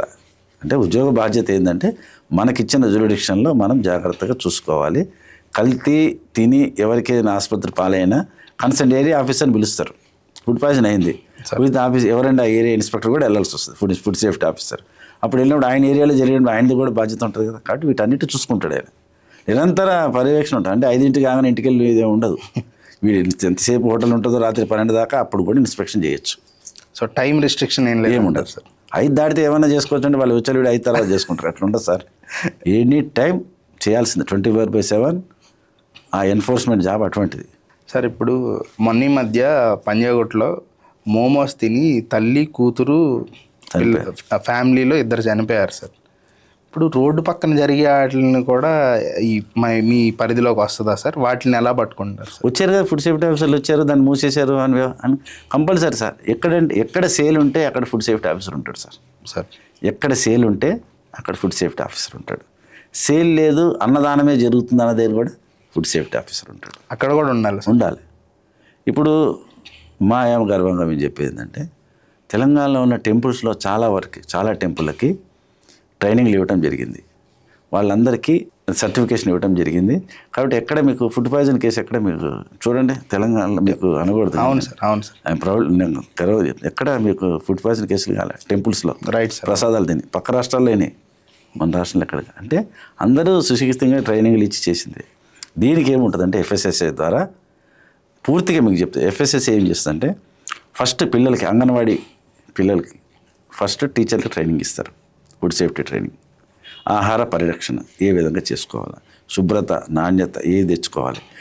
అంగన్వాడీకి సప్లై చేసే వాళ్ళకి ఎఫ్ఎస్ఎస్ఏ లైసెన్స్ ఉందా లేదా చూసుకునే బాధ్యత అంగన్వాడీ వాళ్ళు. తర్వాత అక్కడి నుంచి పిల్లలు పెరిగి స్కూల్కి వెళ్తారు. ఈ ట్రేడ్ స్కూల్ అనే ప్రోగ్రామ్ ఉంది. ఈ ట్రేడ్ స్కూల్, ఈ ప్రోగ్రామ్ ఎఫ్ఎస్ఎస్ఏ చేసింది. అంటే ఒక స్కూల్లో కొంతమంది టీచర్లు ఆన్లైన్ ద్వారా ట్రైనింగ్ పొంది పిల్లల్ని కొంతమంది ఎంపిక చేసి వాళ్ళ ద్వారా మిగిలిన పిల్లలకి ఏ విధంగా శుభ్రత మెయింటైన్ చేయాలా, ఏ విధంగా తినాలా, ఏ విధంగా మనము చేసుకోవాలా, లంచ్ బాక్సులు కూడా ఏమి న్యూట్రిషన్ ఫ్యాక్ట్స్ తెచ్చుకోవాలా. కొంతమంది క్యాంటీన్లు ఉంటాయి అక్కడే, అదే రెసిడెన్షియల్ స్కూళ్ళలో, వాళ్ళు కూడా ఏ విధంగా వండి పెట్టాలా, మెనూ కార్డ్ ఎట్లుండాలి, అంతా బ్యాలెన్స్ డైట్ తోటి చేయాల్సిన బాధ్యత ఆ స్కూల్లో ఉన్న టీచర్లకు ఇచ్చి ఈ ట్రేడ్ స్కూల్గా వాటిని అవతరించారు. స్కూల్స్ నుంచి నెక్స్ట్ కాలేజీకి వెళ్తారు. కాలేజీలో 4-5 క్యాంటీన్లు ఉంటాయి బయట. ఆ 4-5 క్యాంటీన్లో పనిచేసే వాళ్ళకి ఫాస్ట్ ట్రాక్ ట్రైనింగ్, అంటే food safety supervisor training and certification ఇచ్చి ఆ 4 క్యాంటీన్లని వాళ్ళకి లైసెన్సులు ఇచ్చి, అవి కాకుండా హైజీన్ రేటింగ్ అని ఇస్తారు ఒక క్యాంటీన్కి. మనం 5 స్టార్ ఎట్లా ఇస్తాం బయట హోటల్స్కి, హైజీన్ రేటింగ్ అండర్ ఎఫ్ఎస్ఎస్ఏ మీరు చూస్తే తెలుస్తుంది. దానికి 5 స్టార్స్ ఉంటాయి హార్ట్స్. అట్లా వాడికి చూసి థర్డ్ పార్టీ ఆడిటర్ ఇస్తాడు. అది లోకల్ ఆఫీసర్ ఇస్తే వీళ్ళు కలిసిపోయి ఇచ్చారన్న సరిగా వేయలేదంట. Third party auditor approved by FSSA ద్వారా ఆ క్యాంటీన్లకు ఇచ్చి ఆ 4 క్యాంటీన్లు ఉన్న క్యాంపస్ మొత్తాన్ని ఈ ట్రేడ్ క్యాంపస్గా డిక్లేర్ చేస్తారు. Eat right campus. అంటే ఆ క్యాంపస్లో అందరూ సుశిక్షితమైన ట్రైనింగ్ అయిన ఎంప్లాయీస్ ఉన్నారు. మన క్యాంటీన్లలో వాళ్ళంతా హైజీన్ రేటింగ్లో ఉన్నందుకే దానికి వస్తుంది. అక్కడి నుంచి hospitals, eat right campus hospitals ఉంటాయి. తర్వాత అక్కడి నుంచి మనం చూసుకుంటే హోటల్స్లో 5 స్టార్ రేటింగ్ ఇచ్చిన హైజీన్ రేటింగ్ ఉంటాయి. మీ బోర్డులు కూడా పెడతారు చూడండి హైజీన్ రేటింగ్ అని. స్వీట్ షాప్స్, మీరు కొన్ని స్వీట్ షాప్స్ బయటకు వెళ్తే పెద్ద బోర్డు ఉంటుంది హైజీన్ రేటింగ్ అని. వాళ్ళు ట్రైనింగ్ తీసుకుంటారు. ఫాస్ట్ ట్రాక్ ట్రైనింగ్ ఉంటుంది, food safety supervisor training and certification, hygiene rating plus ఈ 2 కలిస్తేనే ఆయనకి ఈట్ రైట్ క్యాంపస్ వస్తుంది. అటువంటి క్యాంపస్లు మన దగ్గర చాలా ఉన్నాయి తెలంగాణలో. వీళ్ళు కాక ఊళ్ళోకి వెళ్ళి ప్రసాదాలు తింటామంటే BHOG భోగ్ అంటే blissful holy offering to god eat right temple వాళ్ళ ట్రైనింగ్లు ఇవ్వటం జరుగుతుంది.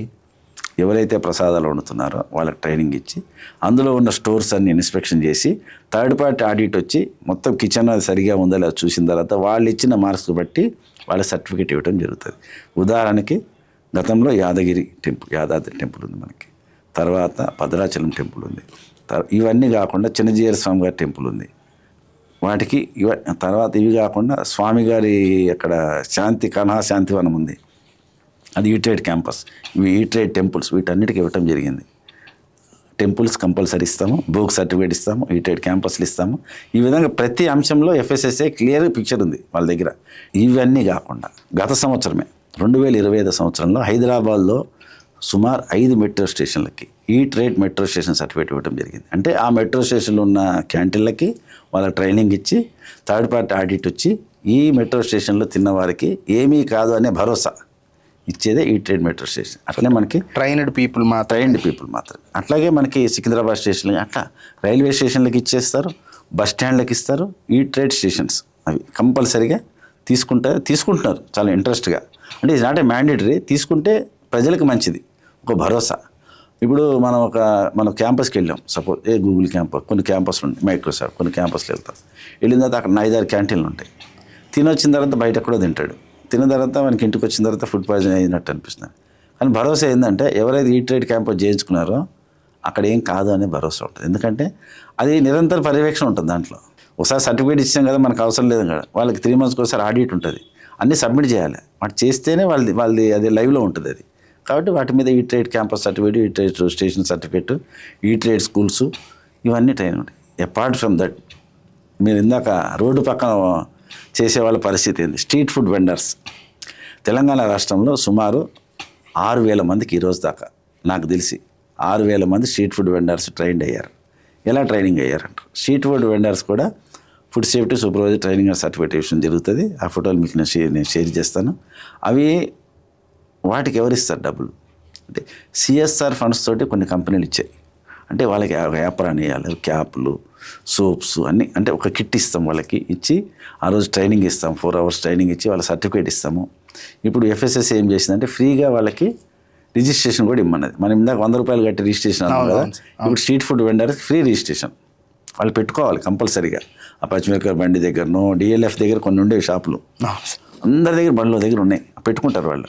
వీళ్ళకి ఒక సంఘం ఉంది, NASFI అని, national street food vendors association ఉంది. ఆ ద్వారా వీళ్ళు చేస్తారు. మనకి ఎక్కువ పర్సెంట్ తెలంగాణలో మనకు సపోర్ట్ చేసింది, నాకు పర్సనల్గా నాకు తెలిసింది ఏంటంటే నెస్లే కంపెనీ చాలా వరకు ట్రైనింగ్కి వాళ్ళే పార్ట్నర్స్, వాళ్ళే అంటే CSR ఫండ్స్ ద్వారా వాళ్ళు ప్రతి సంవత్సరం 2,000 టార్గెట్ పెట్టుకొస్తారు. దాన్ని మేము ఫుల్ఫిల్ చేసేవాళ్ళం. ఇక్కడ హైదరాబాదే కాదు, కరీంనగర్ 500, నల్గొండ, నిజామాబాద్, అట్లా ఒక్కొక్క ఏరియాకి చేసుకుంటారు. ఒక 500 మంది 400 మంది ట్రైనింగ్ వస్తారు. ఇచ్చి వాళ్ళకి వ్యాపారాన్ని అన్ని ఇచ్చి పంపుతాం. అది నిలబెట్టుకునే బాధ్యత వాళ్ళ. అంతే కదా సార్? అంతే. నేను ఎప్పుడు చెప్తా, నువ్వు బండి దగ్గరికి వచ్చి నిలబడి చక్కగా డ్రెస్ వేసుకుని క్యాప్ పెట్టుకుని నేను నిలబడ్డావు అనుకో, చూసేవాడు కూడా సంతోషంగా ఉంటాడు. 3 వచ్చేసాడు 10 మంది వస్తారు. ఇప్పుడు ఎట్లుంటుందండి, బండి దగ్గరికి మనం వెళ్ళి ఏదైనా టిఫిన్ తినేటప్పుడు ఆ పేపర్ చెయ్యి అక్కడే దురుస్తాడు, ఆ బట్టకే దురుస్తాడు, డబ్బులు ఆ బట్టకే చూసుకుంటాడు, దగ్గిన ఆ బట్టకే దగ్గుతాడు. వీటన్నీ ఉండకూడదని ట్రైనింగ్ పెద్ద ప్రాసెస్ అది. నేను కూడా ట్రైనింగ్లు ఇచ్చాను చాలా. అంటే స్ట్రీట్ ఫుడ్ వెండర్స్ విషయంలో తెలంగాణలో చాలా వరకు భరోసా ఇవ్వచ్చు. సార్, ఇప్పుడు మనం మాట్లాడుకుంటున్నప్పుడు ఈట్ రైట్ క్యాంపస్లు, కాలేజీలు అని చెప్పారు కదా సార్, వీటన్నిటితో పాటు హైదరాబాద్లో నెంబర్ ఆఫ్ హాస్టల్స్ చాలా ఉన్నాయి సార్. హాస్టల్స్ అంటే వర్కింగ్ ఉమెన్స్ అవ్వచ్చు, లేదంటే వర్కింగ్ మెన్ హాస్టల్స్ అవ్వచ్చు, లేదంటే గవర్నమెంట్ హాస్టల్స్ అవ్వచ్చు. ఇవి కూడా మీ పరిధిలోకి వస్తాయి? తప్పకుండా. వాటిని ఎంత రెగ్యులర్గా విజిట్ చేస్తారు? తప్పకుండా. లాస్ట్ ఇయర్ హాస్టల్స్ని విపరీతంగా చేశారు. మీరు ఆన్లైన్లో కూడా చూసుకుని ఉంటారు. హాస్టల్స్ని విపరీతం చేశారు. లేకపోతే లైసెన్సులు క్యాన్సిల్ చేశారు. లైసెన్సులు మస్ట్ హాస్టల్ తీసుకునేటప్పుడు ఆయన ఏ విధంగా పెడుతున్నాడో ఫుడ్ లైసెన్స్ మాత్రం compulsory for all canteens. Engineering కాలేజీలో హాస్టల్స్ ఉంటాయి. ఎన్ని ఇంజనీరింగ్ కాలేజీలు తెలుసు కదా మీకు, ఎన్ని డిగ్రీ కాలేజీలు తెలుసు, వాళ్ళందరికీ హాస్టల్స్ లైసెన్స్ ఉంటుంది. Sri Chaitanya hostels, Narayana hostels, private hostels, అందరూ గవర్నమెంట్ హాస్టల్స్ ఏ ఉన్నా వాళ్ళు ఎక్సెప్ట్ కొంతమందికి ఏంటంటే గవర్నమెంట్ స్కూల్ వాళ్ళకి, గవర్నమెంట్ హాస్టల్స్ వాళ్ళకి మనం పర్సనల్గా తరఫీదు ఇవ్వడం జరుగుతుంది. ఫ్రీ ఆఫ్ కాస్ట్ తోటి గవర్నమెంట్ హాస్టల్స్ వాళ్ళకి మనం ట్రైనింగ్ ఇస్తాం అనమాట. అంటే ఇది ఏంటంటే మన ప్రభుత్వం మనది కాబట్టి, మన గవర్నమెంట్ అఫీషియల్స్ కాబట్టి మన వాళ్ళు ఇచ్చేవాళ్ళు. ఇప్పుడంటే నేను రిటైర్ అయిపోయి కానీ గతంలో ఉన్నప్పుడు మన గవర్నమెంట్ స్కూల్స్, గవర్నమెంట్ కాలేజ్ మనం ఇస్తాం. మిగిలినవన్నీ వాళ్ళు food safety supervisor training and certification from private మన FSSAI అప్రూవ్డ్ వాళ్ళదే తీసుకుంటారు హాస్టల్స్ అందరూ. కానీ ఏదన్నా ఇబ్బందికరమైన పరిస్థితి వచ్చినప్పుడు అందరిని ఒకటే రకంగా ట్రీట్ చేస్తారు. ఇది ఆయన పెద్ద కాలేజీ, చిన్న కాలేజీ అదే ఉండదు. ఫుడ్ సేఫ్టీ విషయంలో మాత్రము అలా ఈక్వల్. ఫుడ్ పాయిజన్ ఏదైనా ఇష్యూ అయినప్పుడు ఈయన పెద్ద ఆయన కాలేజీ ఏం లేదు, నథింగ్. అందరూ చట్టానికి లోబడి ఉండాల్సిందే. ఆ ఫైన్లు కట్టుకోవాల్సిందే, వ్యవహారం చేయాల్సిందే. ఎవరైనా చూస్తుంటారు ఈ మధ్యకాలంలో పెద్ద పెద్ద కంపెనీలు ఫైన్లు వేసుకుంటున్నారు, అంతే కదా. Right sir. సార్ ఇప్పుడు మీరు ఒక రెస్టారెంట్ని సీజ్ చేయాలంటే ఏదన్నా నామ్స్ ఉంటాయి సార్? అంటే ఒకసారి వార్నింగ్ ఇచ్చాం, రెండోసారి వార్నింగ్ ఇచ్చాం, మూడోసారి ఇట్లా ఇచ్చాం, అట్లా ఏదన్నా మెకానిజం ఉందా సార్? FSSAIలో నాకు తెలిసినంత వరకు సీజ్ చేసే అధికారం లేదు సార్.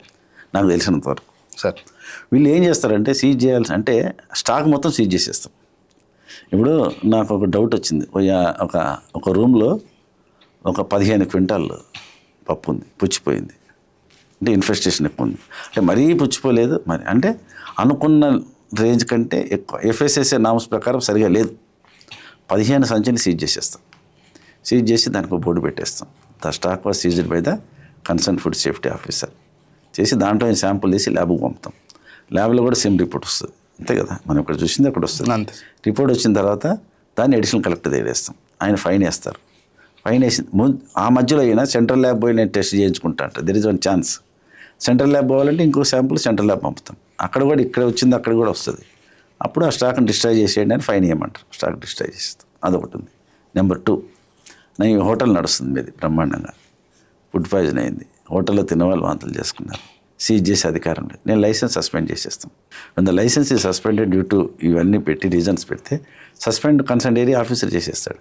చేసేస్తే ఆటోమేటిక్గా వాడు మూసుకోవాల్సిందే కదా, అంతే కదా. సీజ్ కంటే ఇది ఘోరం కదా. అవును. సీజ్ అంటే 2 రోజులు సీజు, 3 వాడు లైసెన్స్ క్లోజ్ సస్పెండ్ అయిన తర్వాత వాడు ఓపెన్ చేసుకోవాలంటే మళ్ళీ అంత క్లీన్ చేసుకుని అన్నీ చేసుకుని 10 రోజులు పడుతుంది. మళ్ళీ దాన్ని రివోక్ చేయాలంటే ఇంత ప్రాసెస్ ఉంటుంది. ఇందాక చెప్పినంత ప్రాసెస్ ఉంది. అప్పుడు రివోక్ చేసుకోవాల్సి వస్తుంది. ఇంత టైం సీజ్ చేయాల్సిన పని లేదు. వాడంతా కూడా సీజ్ చేసుకోవాల్సిందే, మూసుకోవాల్సిందే. అట్లా సార్ ఇప్పుడు నాకేదన్నా డౌట్ అనిపించింది సార్ రెస్టారెంట్కి.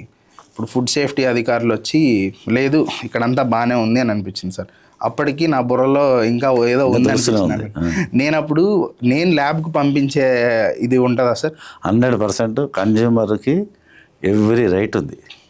మీకు ఒక ప్యాకెట్ మీకు బాగాలేదు, కనపడుతూనే ఉంది లోపల సార్. మీరు దాన్ని కొని దాన్ని స్టేట్ ఫుడ్ ల్యాబొరేటరీలో ఇచ్చి దాని ఫీజు ఎంత ఉంటుంది, 200 ఎంత, వానికి ఇచ్చి టెస్ట్ చేయించి ఆ రిపోర్టు ఇచ్చిన రిసీట్ ఉంది కదా, ఈ హోటల్లో మనం కొన్నది ఏదో ఉంటుంది కదా, హోటల్లో షాపు, అది తీసుకెళ్ళి కన్జ్యూమర్ కోర్టులో వేసుకుంటే మీకు సర్వదా న్యాయం జరుగుతుంది. ఎందుకంటే ఒక బాటిల్లో ఒక నలక తిరుగుతుంది సార్, వాటర్ బాటిల్లో. ఒక బాటిల్లో మాస్ ఉంది ఏదో అనుకోండి సార్. మనకి ఆలోచన ఏంటంటే FSSAI చట్ట ప్రకారము 4 శాంపుల్ తీయాలి. Okay sir. నమూనాలు ఎన్ని కావాలి? 4 కావాలి. ఆ 4 మొదటిది మనం ఇప్పుడు ఆర్గానిక్ అది ఏదైతే మాస్ ఉన్నదో దాన్ని ల్యాబ్కి పంపుతాం. ల్యాబ్ వాడు ఇంత చెప్తాడు, మాస్ ఉంది ఇదంతా రాసిస్తాడు అన్సేఫ్ అని. అప్పుడు సెకండ్ శాంపుల్ ఆయన ఛాలెంజ్ చేసుకుంటా అంటాడు. ఎవరు? ఆ షాప్ ఆయన ఓనర్. ఆ సెకండ్ శాంపుల్ తీసి సెంట్రల్ ల్యాబ్ పంపుతాం. అందులో ఉంటుందా? రెండో దాంట్లో ఉండదు కదా సార్. ఉంటుందా? ఉండదు సార్. సెకండ్ శాంపుల్ పంపేయండి అంటాడు, ఛాలెంజ్ చేసుకుంటా అన్నాడు. సెకండ్ శాంపుల్ పంపిస్తే అది క్లియర్ అయి వస్తుంది, క్లోజ్ అయిపోతుంది. అంటే స్టేట్ ల్యాబ్ని సెంట్రల్ ల్యాబ్ సూపర్సీడ్ చేస్తుంది. అందుకని మేమేం చెప్తామంటే పర్సనల్గా నీకు ఏదైనా మాస్ కానీ ఏదైనా అనిపించి ప్యాకెట్లో కనపడుతూ బాటిల్లో కనపడుతూ ఏదన్నా మ్యాటర్ ఉంటే దాన్ని మీరు కన్జ్యూమర్గా ల్యాబ్లో ఇచ్చి దాని రిపోర్ట్ తీసుకుని కన్జ్యూమర్ కోర్టులో వేయండి, తర్వాత న్యాయం జరుగుతుంది. ఫుడ్ ఇన్స్పెక్టర్ వచ్చి మనం చెప్తాం ఫుడ్ సేఫ్టీ ఆఫీసర్కి, అయ్యా ఇట్లా ఉంది బాటిల్ అంటే ఆయన మిగిలిన శాంపుల్ తీసి పంపుతాడు. ఓపెన్ చేసింది అయితే చేయరు కదా, రైట్ సార్. ఓపెన్ చేసింది అనుకుంటుంది అట్లా. అందుకని సాధ్యమైనంత వరకు కన్జ్యూమర్కి చాలా రైట్స్ ఉన్నాయి ఎఫ్ఎస్ఎస్ఏలో. సార్ మీరు ఒకసారి ఎఫ్ఎస్ఎస్ఏ యాక్ట్లో కన్జ్యూమర్ రైట్స్ అండర్ ఎఫ్ఎస్ఎస్ఏ మీరు ఒకసారి చదవండి, మీకు చాలా రైట్స్ ఉంటాయి అందులో. సార్ ఇప్పుడు మనం మాట్లాడుకుంటున్నప్పుడు ఓపెన్ చేస్తే దానికి క్రెడిబిలిటీయో ఏదో ఉండదు అనుకున్నాను. ఫర్ ఎగ్జాంపుల్ నేను ఏదో ఆర్డర్ చేశాను సార్, బిర్యానీ ఆర్డర్ చేశాను అనుకోండి సార్, అందులో ఏ బొద్దింకో ఏదో వచ్చింది అనుకోండి సార్, నేను సగం తిన్నాక కనిపించింది సార్. సీల్డ్ వేరు సార్, సీల్డ్ కాదు ఇది. Okay sir. ఇది వాడు తయారు చేసి హోటల్ నుంచి వచ్చింది కదా, అవును సార్. వచ్చిందానికి మీకు లైబుల్ ఉంటుంది, మీరు చేయొచ్చు కేసు, ఇది చేయొచ్చు సార్. చేయొచ్చు.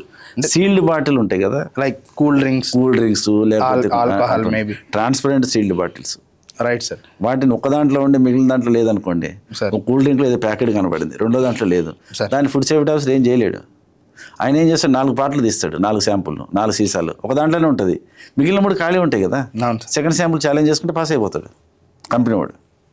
కాబట్టి అటువంటిది ఎప్పుడు మనం అవతలకి ఛాన్స్ ఇవ్వకూడదు. కంప్లైంట్ చేయాలనుకున్నప్పుడు పర్ఫెక్ట్గా దాన్ని తీసుకెళ్ళి మనం అది కన్జ్యూమర్ వేసేయాలి, కన్జ్యూమర్ కోర్టులో వేయాలి, యూ విల్ విన్. ఇప్పుడు మొన్న మధ్య కీడాకోల అని ఒక మూవీ వచ్చింది సార్, బహుశా మీరు చూసే ఉంటారు సార్. కీడాకోల అని ఒక మూవీ వచ్చింది, చూడు. అందులో ఒక చిన్న బొద్దింక కూల్ డ్రింక్ బాటిల్లో ఉండిపోయింది సార్. అది 15 రోజుల తర్వాత అందులో ఉన్న యాసిడ్కి కరిగిపోయిద్ది అని చెప్పి చూపిస్తారు సార్. ఇప్పుడు అట్లా అంటే కూల్ డ్రింక్తో బాత్రూమ్లు కడుక్కోవచ్చు, అది మన సబ్జెక్ట్ కాదు కదా అది. అది కాదు సార్. యాక్చువల్గా సార్ కూల్ డ్రింక్ వల్ల లాభాలు నష్టాలు కూడా మనం చెప్పలేము. రైట్. కూల్ డ్రింక్ ఏంటంటే ఆ ప్రొడక్ట్లో ఎఫ్ఎస్ఎస్ఏ ఏవైతే నామ్స్ ఇచ్చిందో అవి ఉన్నాయా లేవో చూస్తాం అంతే, అవి ఉంటే దాన్ని చేసేస్తాం. కానీ అది ఆరోగ్యానికి హానికరమా కాదా అని మనం పెడితే చెప్పలేము. అది కాదు సార్. అంటే బొద్దింక ఉంది కదా సార్, అందులో ఆ బొద్దింక ఆ బాటిల్ సీల్ చేయకుండానే ఉంచుతారు సార్ వాళ్ళు అన్ని రోజులు. నేను మీ మీద కంప్లైంట్ ఇస్తాను అని చెప్పి ఏదో కంపెనీ ఓనర్ని భయపెట్టేది స్టోరీ సార్ దాని చుట్టూ. ఇప్పుడు అది ఉన్నప్పుడు మనం ఓపెన్ చేయొచ్చా, ఓపెన్ చేయకూడదా సార్? కీడీ కనబడ్డప్పుడు దాన్ని ఓపెన్ చేసి దేని మీరే వేసిరంట. నేను ఇప్పుడు ఇంకోటి ఎట్లుంటాయంటే నా సర్వీస్లో నేను చేసేటప్పుడు అనుకోని కంప్లైంట్లు ఉంటాయి. బిర్యానీ అంతా తినేసిన తర్వాత లాస్ట్ ఇంటికి వచ్చింది అంటాడు, ప్లేట్లో ఏముండదు సార్. మరి ఎందుకు తిన్నారు బాబు అంటే లాస్ట్లో కనబడింది సార్ అంటాడు. అవన్నీ అంటే మనం చేస్తే పర్ఫెక్ట్గా ఉండాలి. కంప్లైంట్లో ఎదుటివాడికి ఆస్కారం ఉండకూడదు, అంతే కదా. కంప్లైంట్ మనం ఇచ్చినామంటే అవతల వాళ్ళకి ఊపిరి ఆడకూడదు, పర్ఫెక్ట్ ఉంటుంది కంప్లైంట్ చేస్తే అనేది పెట్టుకోవాలి. అవతల మనకి ఏదైనా లేకునాస్ అవన్నీ ఉన్నాయనుకోండి, అది మీరే చేశారే. పబ్లిక్ ఎట్లా ఉందంటే సొంతంగా తోసేస్తారు మనిషి మీద. వాడు మ్యానుఫ్యాక్చరర్ ఎంత పెద్దోడైనా నేను కావాలని చేస్తున్నాడు సార్ అంటారు. ఎప్పుడు కావాలని ఏ వ్యక్తి పోరు, ఆ పరిస్థితి మనకు కల్పించాలి కంప్లైంట్లో. అంత టైం ఎవరుకున్నది, టైం ఉండి కంప్లైంట్ చేస్తున్నాడంటే అది నిజమే ఉంటుంది కదా. మరి ఎంతో కొంత బాధ కలిగింది, చాలా బాధ కలుగుతుంది. కొంతమంది రాత్రి భోజనాలు చేసేస్తారు హోటల్లో సార్, తెల్లారి పిల్లలకి సిక్ అయిపోతారు. ఆయన ఏదో ఇస్తాడు, కంప్లైంట్ ఇస్తాడు. మళ్ళీ 3 days తర్వాత సార్ మీరు రండి సార్ ఇన్స్పెక్షన్ చేద్దామంటే నేను ఎందుకులేండి రెగ్యులర్ హోటల్కి వెళ్తే అక్కడికి నేను వెళ్తే బాగుండదు, మీరే చూడండి సార్ అంటాడు. ఆయన రాడు. కస్టమర్ కూడా రావాలా సార్? వస్తే ఇంకా మంచిది కదా, మీకు భరోసా. సార్ రేపు పొద్దున రాలేదనుకోండి, పిలిస్తే ఓకే, పిలిచినప్పుడు వెళ్తే ఓకే, వాళ్ళ సమక్షంలో చేయాలని ఎక్కడా లేదు చట్టంలో. రైట్. కానీ భరోసా మీకు ఇవ్వాలంటే యాజ్ ఎ ఫుడ్ సేఫ్టీ ఆఫీసర్గా మీ సమక్షంలో చేస్తేనే మీకు భరోసా ఉంటుంది. కానీ నా పేరు తెలుస్తుంది సార్ హోటల్కి వద్దు, అట్లా భయం ఎందుకు అంటే మీకు రేపు కూడా చేయలేదని బాగానే ఉందని వచ్చాడు ఇంకో ఫుడ్ సేఫ్టీ ఆఫీసర్, వాళ్ళు కలిసిపోయారు అనే మాటలు వస్తాయి ఇవన్నీ. అందుకని భరోసా రావాలి మీకు. కంప్లైంట్ ఇచ్చిన ఆయనకి భరోసా ఇచ్చేది అవకాశం ఫుడ్ సేఫ్టీ ఆఫీసర్ ఇవ్వాలి. ఫుడ్ సేఫ్టీ ఆఫీసర్కి పర్ఫెక్ట్గా కంప్లైంట్ ఇచ్చే ఇది అదేంటి కన్జ్యూమర్కి ఉండాలి. అప్పుడు పర్ఫెక్ట్ అనమాట. అప్పుడు మీకు కూడా రిజల్ట్ బాగుంటుంది. మన కళ్ళతో చూస్తే ఎక్కువ నమ్ముతారు. సార్ కిచెన్లోకి మిమ్మల్ని రానియరు అన్నారు, అవును. ఫుడ్ సేఫ్టీ ఆఫీసర్ రండి సార్ కంప్లైంట్ ఇచ్చారు, రండి సార్ చూద్దామంటే మీరు చూడొచ్చు కదా సార్. అవును సార్. కానీ ఒకరోజు రావాలని నా కోరిక. ఇది మాత్రం చాలా జాగ్రత్తగా వినండి సార్.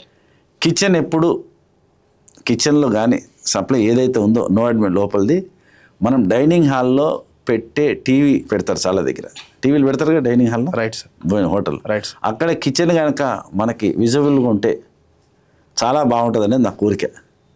అంటే that is my personal. Right sir. ఎందుకంటే అలా ఉందనుకోండి అందరికి భరోసా ఉంటుంది. దానికి వాళ్ళు సహకరించాలి, వీళ్ళు సహకరించాలి. నేను ఒకసారి ఎక్కడో చదివా, ఏదో మైసూర్ టిఫిన్ సెంటర్ అని ఎక్కడ ఉందంట, అది కిచెన్లోంచి ఎంట్రన్స్ ఉండేదంట. దానికి కస్టమర్ చూసుకుంటా ఏం వండుతున్నారు ఏంటి అంత శుభ్రం. కిచెన్లోంచి వెళ్తే హాల్ ఉంటుంది, హాల్లో కూర్చుంటే మళ్ళీ అటు నుంచి వెళ్తాడంట. అప్పుడు చాలా భరోసా ఉంటుంది, కిచెన్ నీట్గా ఉందా లేదా అనేది మీకు అనుమానాలు ఉండవు. అప్పుడు ఇంత ఇంటర్వ్యూలు కూడా ఉండవు ఏదైనా అంటే నేను అనేది వాటే అంటే Right, sir. క్లియర్గా అనిపిస్తుంది అనమాట మైండ్ కూడా మీ దాకా అనుమానం వస్తుంది అన్నారు ఇంటికి వెళ్ళిన తర్వాత అనుమానం అది ఉండద్దు. ఇంటికి వెళ్ళిన తర్వాత తిన్నదాని మీద అనుమానం ఎప్పుడు పెట్టుకోకూడదు. ప్రతిదీ మీకు అనుమానం కనపడుతుంది. అప్పుడు నాకు కూడా ఫస్ట్లో చాలా అనుమానాలు వస్తాయి. అనవసరంగా తిన్నాను అక్కడ, తినకుంటే బాగుండేది, ఇవన్నీ వస్తాయి. కానీ ఆ టైంలో తినేస్తాం కదా. గచ్చంతరం లేకపోతే తినాలి, కానీ కంపల్సరీ అయితే అవసరం లేదు తినకూడదు. అనుమానంతో ఎప్పుడు తినకూడదు సార్. నచ్చలేదు, హైజీనిక్ కండిషన్స్ లేదు, చాలా బాగాలేవు అక్కడ అన్నప్పుడు ట్రై టు అవాయిడ్. మిమ్మల్ని వాడు బలవంతం చేయలేదు కదా అట్లా. సార్ ఇంకోటి తినేటప్పుడు చాలా ముఖ్యమైన విషయం చెప్తా. మీకు అనుమానం ఉంది, కొంతమంది ఇట్లా పెట్టగానే టేబుల్ మీద నోరు తెరిచి పెట్టేసుకుంటారు. అబ్జర్వ్ చేయండి మీరు చాలా దగ్గర. ఒకసారి ఇట్లా ఇట్లా చక్కగా పెడుతూ మాట్లాడుకుని ఇట్లా ఒకసారి చూసి తిన్నారనుకోండి, ఆ స్మెల్ ఏదో మీకు తెలిసిపోతుంది కదా. యూ కెన్ ఈజీలీ ఐడెంటిఫై చేస్తారు కదా. అవును సార్. భగవంతుడు మనకి ఇచ్చిన జ్ఞానం బట్టి అది ఆ స్మెల్ ఏదైనా వచ్చిందా, తిన్న తర్వాత అదే తిన్నది నిన్నటిలాగా ఉందే అనే పదం రాకూడదు కదా. తినేటప్పుడే మీరు ఇట్లా కొంచెం ఇట్లా చూస్తూ తింటారు అనుకో, వాసన చూడకూడదు. వాసన చూసి అవతల బాధపడతాడు, ఏంద్రేవుడు వాసన చూస్తాడు. అట్లా తినేటప్పుడు చూసుకుంటా. ఎందుకంటే బయట తీసుకునే షర్ట్ కానీ బయట చేసుకునే డ్రెస్సులు కానీ లైట్ కింద ఎంత ఉంటుంది, లైట్ లేకపోతే ఎలా ఉంటుందని 10కి 10 సార్లు చూస్తాం మనం. కాడ బాగానే ఉందా, టెక్స్చర్ బాగుంది. లోపలికి వెళ్ళే కార్యక్రమానికి ఆహారానికి కొంచెం జాగ్రత్త వహిస్తే ఆరోగ్యం బాగుంటుంది. సార్ ఇందాక మీరు అన్నట్లు నేను ఇప్పుడు రీసెంట్గా చూస్తున్నాను సార్, చాలా రెస్టారెంట్స్ హోటల్స్ అన్నీ కూడా వాళ్ళ కిచెన్ ఓపెన్గా ట్రాన్స్పరెంట్గా గ్లాస్ ఫిట్టింగ్స్ చేసి మేము ఏం చేస్తున్నామో చూడండి అన్నట్లు, ఈవెన్ వాళ్ళ క్లీనింగ్ కూడా బయట పెట్టే క్లౌడ్ కేఫేలు అలాంటివి కూడా నేను చూశాను సార్. అది మీరు అనుకున్న చేంజ్ ఇంకా రావాలా సార్. అది ఎక్కడో అంటే మీరు లేచి చూడాలి కదా అక్కడికి వెళ్ళి. సార్ మనకి తింటున్నప్పుడు ఇక్కడ కనబడుతుంది కిచెన్, మనకి అందులో టీవీలో బాగా చేస్తున్నారు అనే ధైర్యం ఉంటుంది. మనం వెళ్ళి చూడరు. మీరు అన్నట్టు అద్దాలు పెట్టినా అక్కడికి వెళ్ళి చూడరు చాలామంది. ఇక్కడే కూర్చొని ఇక్కడే తెప్పించుకుని ఇక్కడే వెళ్ళిపోతారు. అంత ఓపెన్ బాగానే ఉందిలే అంటారు. మీరు అద్దంలో చూసింది వేరు, కనబడేది వేరు. Right sir. సార్ ఇప్పుడు ఇంకొకటి, మనం ఈ చికెన్ సంబంధించి ఇప్పుడు చాలామంది ఏంటంటే ప్రోటీన్ కావాలి బాడీ కానీ అవగాహన పెరిగి చికెన్ కన్జంప్షన్, ఎగ్స్ కన్జంప్షన్ పెరిగింది సార్. ఎగ్స్లో ఏదో ప్లాస్టిక్స్ ఎగ్స్ వస్తున్నాయి అని చెప్పి, చికెన్స్లోనేమో ఆ కోళ్ళకి ఏదో చేస్తున్నారు ఇంజెక్షన్స్, వాటి వల్ల పిల్లలు తొందరగా మెచ్యూర్ అవుతున్నారు అనే డిస్కషన్స్ కూడా ఉన్నాయి సార్. అవి కూడా మీ దాంట్లో మీ టెస్టుల్లో లేదంటే అవి ఎక్కువ మన వాళ్ళు ఏంటంటే తీసి ల్యాబ్కి పంపడం జరుగుతుంది, కానీ వెటర్నరీ వాళ్ళు కరెక్ట్గా దాని మీద అధ్యయనం చేయగలరు సార్. ఇంకోటి, కోడి కోసిన తర్వాత మొత్తం కోడి అంతా బాడీ అంతా ఒకటేలాగా ఉందనుకోండి టెక్స్చర్ సార్, ఓకే, ఎక్కడైనా కొంచెం మెత్తగా ఉందనుకోండి ఒక సైడ్కి చిన్నగా సార్, అక్కడ ఏదైనా ఇంజెక్షన్ చేసారని అనుమానం నాకు కూడా ఉంటుంది. ఇంజెక్షన్ చేసి అందుకని కోడి కోసినప్పుడు చూసినప్పుడు చూడాలి. కానీ మనకు అంత ఓపిక లేదు కదా. వాడికి చెప్పి వెళ్ళిపోతే వాడు సంచిలో పెట్టిచ్చేస్తాడు, మనం తీసుకుని వచ్చేస్తాం. అట్లా కేజీ కొట్టండి కొడతాడు, కవర్లో వేస్తారు, తీసుకో. వాడికి కూడా తెలియదు కదా, వాడికి ఎక్కడి నుంచి కోళ్ళు వస్తాయి. అట్లా వీటన్నిటికీ ఏంటంటే కొంచెం వెటర్నరీ వాళ్ళు బాగా చెప్పగలరు దాని మీద అధ్యయనం. మనకి ల్యాబ్లో ఏముంటుంది మన దగ్గర చేసినా కానీ ఇన్స్పెక్టర్ కూడా నీట్గా కట్ చేస్తున్నాడా లేదా, చక్కగా పెడుతున్నాడా లేదా, దానిపైన క్లీన్గా పెట్టుకుంటున్నారు లేదా, లేదా నిన్నటిది మొన్నటిది పెడుతున్నాడా, డీప్ ఫ్రిడ్జ్లో పడేసాడా. కొన్ని హోటల్లో చూస్తే డీప్ ఫ్రిడ్జ్లలో చికెన్లు ఉంటాయి, దాని మీద ఐస్ అంతా ఉండిపోతుంది, దానిపైన ఫ్రెష్గా వస్తుంది, ఫ్రెష్ తీస్తారు, మళ్ళీ ఇంకోటి వస్తుంది. ఆ కింద ఉన్నది చూసారా, ఎప్పుడైతే కోళ్ళ రేటు ఎక్కువైపోయింది అనుకోండి అప్పుడు తక్కువ తెప్పించుకుంటారు కదా, అప్పుడు కింద దంతా తీసి ట్యాప్ కింద పెడితే అది సుమారు గంట సేపు నానుతుంది. అప్పటిదాకా అది బోదు ఐసు. అది ఎప్పటిదని అడిగితే వాడు ఇట్లా చూస్తాడు, ఏమో సార్ కింద. అట్లా నేను అనేది ఏంటంటే ఎక్కువ రన్నింగ్ ఐటమ్ దగ్గరికి వెళ్తే మనకు కూడా ఇబ్బంది ఉండదు సార్. రెగ్యులర్గా ఎక్కువగా కల్తీ జరిగే అంశాలేంటి, వాటిని ప్రజలు ఎలా గుర్తించాలి అనేది ఒక మెయిన్గా జరిగే ఐటమ్స్ ఒక 5 చెప్పండి సార్. ఫస్ట్ పాల విషయం సార్. పాలది ఎకనామికల్ అఫెన్స్ సార్. ఎక్కువ పర్సెంట్ అంటే మనకి ఇచ్చిన ఫ్యాట్ కంటే వాడిచ్చే ఫ్యాట్ తక్కువ ఉండదు ఒకటి, నెంబర్ 1. నెంబర్ 2, కందిపప్పు. వీటిని మనము ఎప్పుడైనా పప్పు వండుకునేటప్పుడు పప్పుని ఒక డబ్బా పప్పుని తీసి ఒక గిన్నెలో పోసి ట్యాప్ కింద పెట్టి కడుగుతాం. కడిగినప్పుడు you can easily identify. Colour ఏమైనా వచ్చింది అనుకోండి పప్పులో, అది కలర్ పప్పు అని తెలుస్తుంది. కలర్ ఏం లేకుండా వైట్గా చేసిందనుకో అది మంచి పప్పు అనుకో, అదొకటి చూస్తాం. తర్వాత పెసరపప్పు నీళ్ళలో వేసి చూస్తే పైకి అంతా కలర్ వచ్చేస్తుంది. టీ పౌడర్ నీళ్ళలో వేసి చూసుకోండి పైకి వెళ్ళిపోతుంది. ఆవాలు, కొంచెం ఆవాలు వేస్ట్ అయినా పర్వాలేదు, ఇవి ఏం చేసుకుంటామంటే తడిసిన కాళ్ళని ఎండబెట్టుకున్న తర్వాత మీరు కొన్ని ఆవాలు గ్లాసులు వేసి పెట్టుకుంటే ఆవాళ్ళ కలర్ వచ్చిపోతుంది. జీలకర్ర ఒక్కసారి చేతితో రబ్ చేసి చూడండి, అది పౌడర్ అయిపోయింది అనుకోండి, జీలకర్ర కాదు, పౌడర్ కాకుండా ఉందనుకోండి జీలకర్ర. తర్వాత లవంగాలు ఎప్పుడు మెరిసే లవంగాలు ఎందుకు చెప్తానంటే మెయిన్గా నేను లవంగ నూనెని చాలామంది ఎక్స్ట్రాక్ట్ చేస్తారు, లవంగాల ప్యూర్ లవంగాల నుంచి.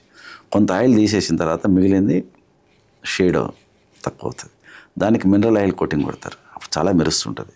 అంత మెరవవు లవంగాలు, ఎక్కువ మెరిసే లవంగాలు తీసుకోవద్దు, లేదా ఫేడ్ అవుట్ అయిన లవంగాలు తీసుకోవచ్చు, నార్మల్గా ఉంటాయి లవంగాలు, అంటే ఆయిల్ తీయని లవంగాలు.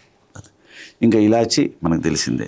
బియ్యం సార్, బియ్యం యాక్చువల్గా బియ్యం హోల్ బియ్యం ఒకసారి ఉంటాయి, సార్టెక్స్ అని దాన్ని రబ్ చేసి ఇది చేసి దాంట్లో కథలు ఏంటంటే బియ్యము ఎప్పుడైనా సన్నగా రావడానికి లైట్గా పసుపు ఆయిల్ వేసి చేసేవాళ్ళు. అప్పుడు బియ్యం ఎప్పుడు జారుతుండాలి. ఈ జారటం ఏంటో నాకు ఎప్పుడు కడదాం, ఇట్లా చేస్తూ ముత్యాల్లాగా ఉండాలండి అంటారు. అట్లా ఉండవండి ముత్యాలు, బియ్యం ఎప్పుడు అట్లా ఉంటాయా? ఉండవు. అట్లా తయారు చేస్తున్నారు వాళ్ళు, అంటే ఆ విషయంలో మనం జాగ్రత్తగా ఉండాలి. ఇంకోటి నేను ఇవి ఆర్గానిక్లు ఇవన్నిటిని నేను దాన్ని తెరిచి చూస్తే కానీ మనం దాన్ని నమ్మం. ఇంకో ముఖ్యమైన విషయం చెప్తాం, ఆయిల్. ఈ ఆయిల్ ఏమైపోద్దంటే బయట ఆయిల్లో టోటల్ పోలార్ కాంపౌండ్స్ అని ఉంటాయి ప్రతి ఆయిల్. అది ఫ్రెష్ ఆయిల్ రిఫైన్డ్ అయ్యి వచ్చినప్పుడు ఆయిల్ మనకి 7 చూపిస్తుంది అనమాట, టోటల్ పోలార్ కాంపౌండ్స్ రీడింగ్. దానికి టీపీసీ మీటర్ ఉంటుంది. ఒక్కసారి కనుక బాయిల్ అయితే అది ఇంకొక 7 యాడ్ అవుతుంది దానికి. 2 టైమ్స్ బాయిల్ అయితే అది 21కి వెళ్ళిపోతుంది. 25 దాటితే మనం దాన్ని వాడకూడదు, మంచిది కాదు. అందుకని 2 సార్లు పొంగిన నూనె 3వసారి కూరల్లోకి దేనికన్నా వాడుకోండి, తీసి పోసేస్తాం అంతే.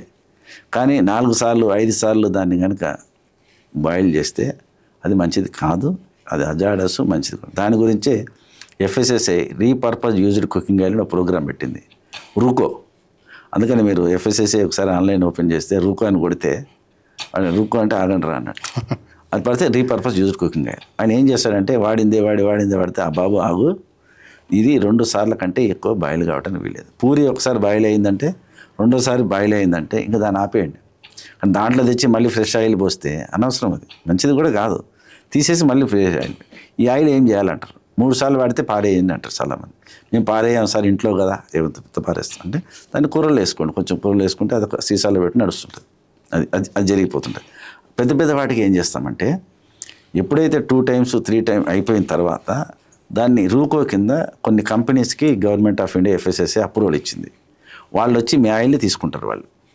అది ఆయిల్ FSSAI అప్రూవల్ వాళ్ళు ఒక రేట్ ఫిక్స్ చేసింది. 1 లీటరు వాడిన నూనె 50 రూపాయలు 45 రూపాయలు ఫిక్స్ చేసింది. అట్లా 15 కిలోల డబ్బా వాడికి 750-800 రూపాయలు తీసుకుని వాడు తీసుకెళ్ళిపోతాడు ఆయిల్. అదంతా తీసుకెళ్ళి వాడు వాళ్ళకు కంపెనీస్ ఉన్నాయి కొన్ని, దాంట్లో బయోడీజిల్ తయారు చేస్తారు. ఆ బయోడీజిలే మన తెలంగాణ ఆర్టీసీకి వాడటం జరుగుతుంది, బయోడీజిల్ వెహికల్స్కి. అది ఎక్కడి నుంచి వస్తుంది బయోడీజిల్ అంటే ఆయిల్ నుంచి కన్వర్ట్ చేస్తారు. అది కొంతమందికి మాత్రమే పర్మిషన్ ఇచ్చింది. తెలంగాణ ఆంధ్రలో కూడా చాలామంది ఉన్నారు, వాళ్ళు కలెక్షన్ చేస్తారు. ఇప్పుడు పెద్ద పెద్ద స్వీట్ షాప్స్ పెద్ద వాళ్ళందరూ వాళ్ళు ఫ్రై చేసిన తర్వాత 2-3 సార్లు ఫ్రై చేసిన తర్వాత ఆయిల్ అమ్మేస్తారు వాళ్ళు రిటర్న్. ఇప్పుడు కొనేది 100-110 కొన్నప్పుడు 2 సార్లు వాడిన తర్వాత 50 రూపాయలు వస్తున్నాయి కదా, సేఫ్టీ ఫర్ ద పీపుల్. అందుకని టోటల్ పోలార్ కాంపౌండ్స్ 25 దాటితే అది వాడకూడదు. అటువంటి కేసులు కొన్ని పెద్ద మల్టీనేషనల్ కంపెనీ రెస్టారెంట్స్ మీద కూడా పడ్డాయి. అంటే వాళ్ళు అట్లనే వాడుతున్నారు కాబట్టి వాటి మీద కూడా పడతాయి. అంటే అది మెయిన్ అనమాట. వాడిన నూనె ఎన్నిసార్లు వాడాలనేది ప్రజలకు అవగాహన లేదు. ఇప్పుడు మన ఇళ్ళల్లో ఏంటంటే ఇంతకుముందు తీసిందల్లా అడుగుని పెట్టేవాళ్ళు, అది వాడి లాస్ట్కి ఇంత మరిగి ఇంత అట్లా పెట్టేవాళ్ళు. అది మంచిది కాదు రాబోయే కాలంలో. అంటే ఇన్ని జాగ్రత్తలు మనం తీసుకున్నప్పుడు అది కూడా తీసుకుంటే బెస్ట్ కాదని FSSAI చెప్తుంది. సార్ ఇప్పుడు మీరు ఆయిల్ కొనుక్కెళ్తారంటే నేను ఒక మూవీలో చూశాను సార్, 5 స్టార్ హోటల్లో వాడింది తర్వాత 3 స్టార్ హోటల్కి తీసుకెళ్తారని. 3 స్టార్ నుంచి అదే నేనేమంటే ఒక మంచి కార్యక్రమం జరుగుతున్నప్పుడు సార్ ఇక్కడ వచ్చే బజ్జీలు బండి వాడంతా అక్కడి నుంచి తెచ్చిన ఆయిల్ డబ్బాలు వాడుతున్నారు సార్, కిలో అదేది 1000 రూపాయలకే వాడు డబ్బా ఇచ్చిపోతున్నాడు సార్, అక్కడ 700 కొంటున్నాడు, ఇక్కడ 1000 ఇచ్చేస్తున్నాడు, ఒరిజినల్ అది 2000 ఉంది సార్ అని చెప్తున్నారు. అవును సార్. కానీ వీడైనా నల్లటి ఆయిల్ వీడేం చేయడు కదా, మనం ఆలోచిద్దాం సార్. అంటే ఇవన్నీ బాధ్యత మనదే కదా. Right sir. ఇప్పుడు రేట్ ఎక్కువ ఉన్నప్పుడు వాడు కూడా 1000 రూపాయలు ఆయిల్ తీసుకుని వాడైతే పాడైపోడు కదా. రేపు మళ్ళీ అక్కడ ఫుడ్ సేఫ్టీ ఆఫీసర్ ఎవరో వస్తారు, లేకపోతే కన్జ్యూమర్ మీరే అంటారు, ఏం బాబు ఈ డబ్బాలు ఏంటి ఇట్లా నూనె ఉంది, ఒకసారి టీపీసీ మీటర్ తెద్దామని. ప్రతి food safety officer TPC meter ఉంది, పిలిపించి చూశారనుకోండి తెలియదు పారేస్తారు, కేసు ఫైల్ చేస్తారు. కాబట్టి అంత మనకు కొన్ని వీడియోల వల్ల ఏమైపోతుందంటే జనానికి అదేదో కానేస్తే దాంట్లో అంత కలర్ అంతా వచ్చేస్తుంది, క్లియర్ అయిపోతుంది ఆయిల్ అంటారు. కానీ దాని ఫ్లేవర్ అది పోదు. ఎట్లా వస్తుంది సార్, మనసు ఒకసారి పిండి వేసిన తర్వాత దాని నుంచి రాదు కదా. టీ పౌడర్ లాగేసిన తర్వాత రాదు కదా. ఇప్పుడు మన ఇంట్లో టీ పౌడర్ కాస్తూ ఉంటారు, చాలా టైం పడుతుంది. అదే ఇప్పుడు నేను చెప్పిన టీ పౌడర్ తొందరగా వస్తుంది, దాని దీనికి ఎంత తేడా ఉంది, అట్లా టైం పడుతుంది. సార్ ఇప్పుడు ఫేక్ న్యూస్ గురించి మాట్లాడుకుంటున్నాం సార్. చాలామంది ఏంటంటే మొన్న ఈ మధ్య ఇంటర్నెట్లో చూశాను సార్, ఏంటంటే ప్లాస్టిక్ రైస్ వచ్చిందని చెప్పి అది ఇట్లా కొడితే బౌన్స్ అవుతుంది రైస్ ముద్దలాగా చేసి అని చెప్పి సోషల్ మీడియా అంతా వైరల్ అయింది సార్. యాక్చువల్గా అలాంటివి జరుగుతాయా సార్? అసలు అది నిజమా ఫేకా సార్? ఫోర్టిఫికేషన్ అనే ప్రోగ్రామ్ ఉంది. ఫోర్టిఫికేషన్ అంటే మనకి ఏవైతే సప్లై చేస్తాం ఆయిల్స్లో కూడా, మీరు ఆయిల్ డబ్బా మీద కానీ, బియ్యం డబ్బా మీద కానీ, లేకపోతే పాల దాని మీద కానీ ఎఫ్ సింబల్ వస్తుంది ఒకటి. ఎఫ్ సింబల్ చూడండి మీరు, మామూలు పాల ఎఫ్ అంటే it is fortified with some nutrients, అంటే ఒక్కోదానికి న్యూట్రియంట్స్ పెట్టింది.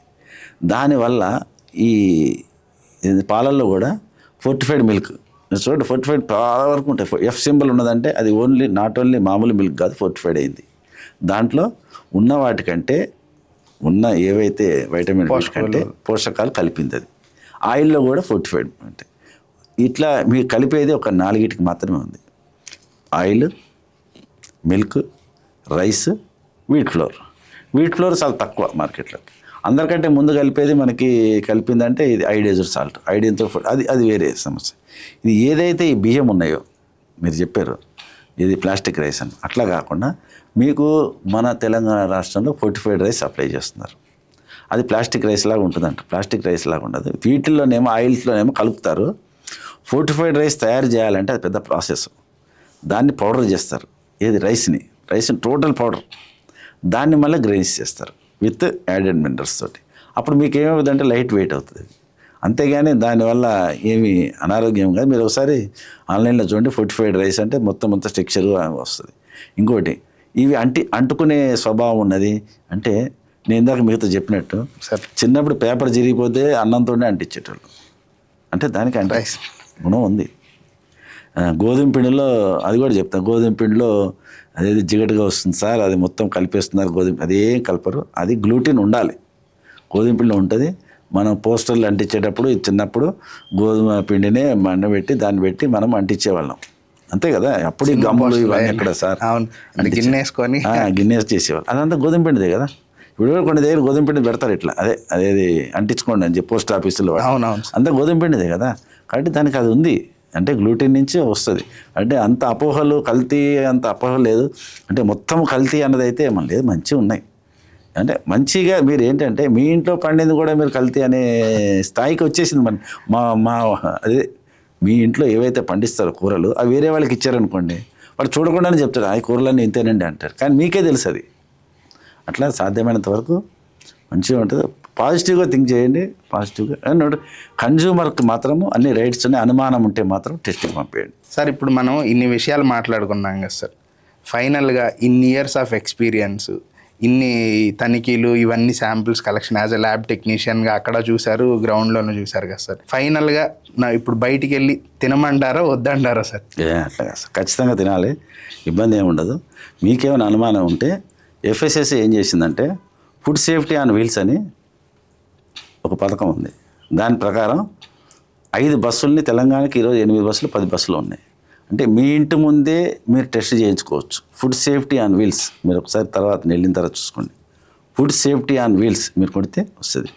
మీ ఏరియాలో మీ కాలనీలో లేకపోతే మీ కమ్యూనిటీలో టెస్ట్ చేయించుకోవాలి. మా దగ్గర వస్తువులు కొన్ని ఉన్నాయి. హౌ టు డిటెక్ట్ ఎట్లా చేసుకోవాలంటే 9100105795 ఇది FSSAI Telangana number, complaint number. దానికి మీరు ఒక లెటర్ పెడితే, వాట్సాప్ పెట్టినా, లేకపోతే diripmtg@gmail.com మీరు లెటర్ పెట్టి మా కాలనీలో మేము టెస్ట్ చేసుకోవాలనుకుంటున్నాం, ఒకసారి మీ బస్సు పంపేయండి అంటే వాళ్ళు బస్సు టెక్నీషియన్ అధికారులు అందరూ వచ్చి మీ కాలనీలో టెస్ట్ చేసే అవకాశం మీకు ఉంది. ఇట్లా తెలంగాణ రాష్ట్రం అంతటా అన్ని పాత జిల్లాల్లో బస్సులు ఉన్నాయి. కాబట్టి అన్ని పాత జిల్లాల్లో మీరు బస్సు కావాలంటే నేను చెప్పిన diripmtg@gmail.comకి మీరు లెటర్ పెట్టి మా నల్గొండలో మా కాలనీకి బస్సు కావాలి, లేకపోతే మా ఆదిలాబాద్లో మా కాలనీకి బస్సు పంపండి పలానా ఆదివారం 11 గంటలకంటే వాళ్ళు తప్పకుండా మీకు బస్సు తిరుగుతుంది. మీకు ఏదైనా మాట్లాడుకోవాలంటే డైరెక్ట్గా దాంట్లో మాట్లాడుకోవచ్చు. కాబట్టి ఆ బస్సులు వస్తే మీకు ఇంకా భరోసా పెరుగుతుంది, అంతే కదా. ఇంటి ముందే ల్యాబ్ అంటే బస్సులో ఎక్కి మీరు టెస్ట్ చేసుకోవచ్చు, మీకు మంచిదా కదా. ఆ భరోసా ఉంది. మీరు బయట నిరభ్యంతరంగా తినండి. అనుమానం ఉంటే మీరు హోటల్ అధికారితో మాట్లాడి, కన్సర్న్ ఏరియా ఆఫీసర్తో మాట్లాడి ఒకసారి ఆ హోటల్ చూద్దాం అనుకుంటున్నాం, మేము రెగ్యులర్గా వెళ్తాం, ఒకసారి మనం కూడా ఇన్స్పెక్షన్ చేద్దాం సార్ అంటే వాళ్ళు కూడా వస్తారు. మీకు సహాయ సహకారాలు డిపార్ట్మెంట్ ద్వారా పూర్తిగా అంతే. ఇప్పుడు విన్నారు కదండి సార్ చెప్పిన మాటలన్నీ కూడా. అలాగే మోస్ట్ ఆఫ్ ద క్వశ్చన్స్ అన్నీ కూడా సార్ ఆన్సర్ చేశారు. డే టు డే లైఫ్లో మీరు పడే ఇబ్బందులు వాటిలన్నిటి గురించి కూడా. సో ఖచ్చితంగా నిరభ్యంతరంగా మనం బయట తినొచ్చు. లేదు మీకు ఎటువంటి డౌట్ ఉన్నా కూడా మీ ఫుడ్ సేఫ్టీ అధికారికి మీరు ఇన్ఫర్మేషన్ ఇస్తే మీరు కూడా ఆయనతో పాటు వెళ్ళి అవకాశం ఉంటే చెక్ చేసుకునేది కూడా వాళ్ళు ఆ వెసులుబాటుని అయితే కల్పిస్తారు. ఇది ఈరోజు ఎపిసోడ్ యొక్క సారాంశం. ఇంకా మీకు ఫుడ్ సేఫ్టీ మీద ఎటువంటి డౌట్స్ ఉన్నా, క్వశ్చన్స్ ఉన్నా, లేదా ఎక్కడైనా ఇలాంటి తప్పు జరుగుతుందని మీకు అనిపించినా కామెంట్ సెక్షన్లో మాకు తెలియజేయండి. మేము కూడా వాటిని నివృత్తి చేసే ప్రయత్నం అయితే చేస్తాం. సార్ విజయ్ గారు, thank you so much sir. మీరు మా స్టూడియోకి వచ్చి ఇలాంటి డౌట్లన్నింటినీ కూడా క్లియర్ చేసినందుకు thank you so much sir. Thank you very much sir.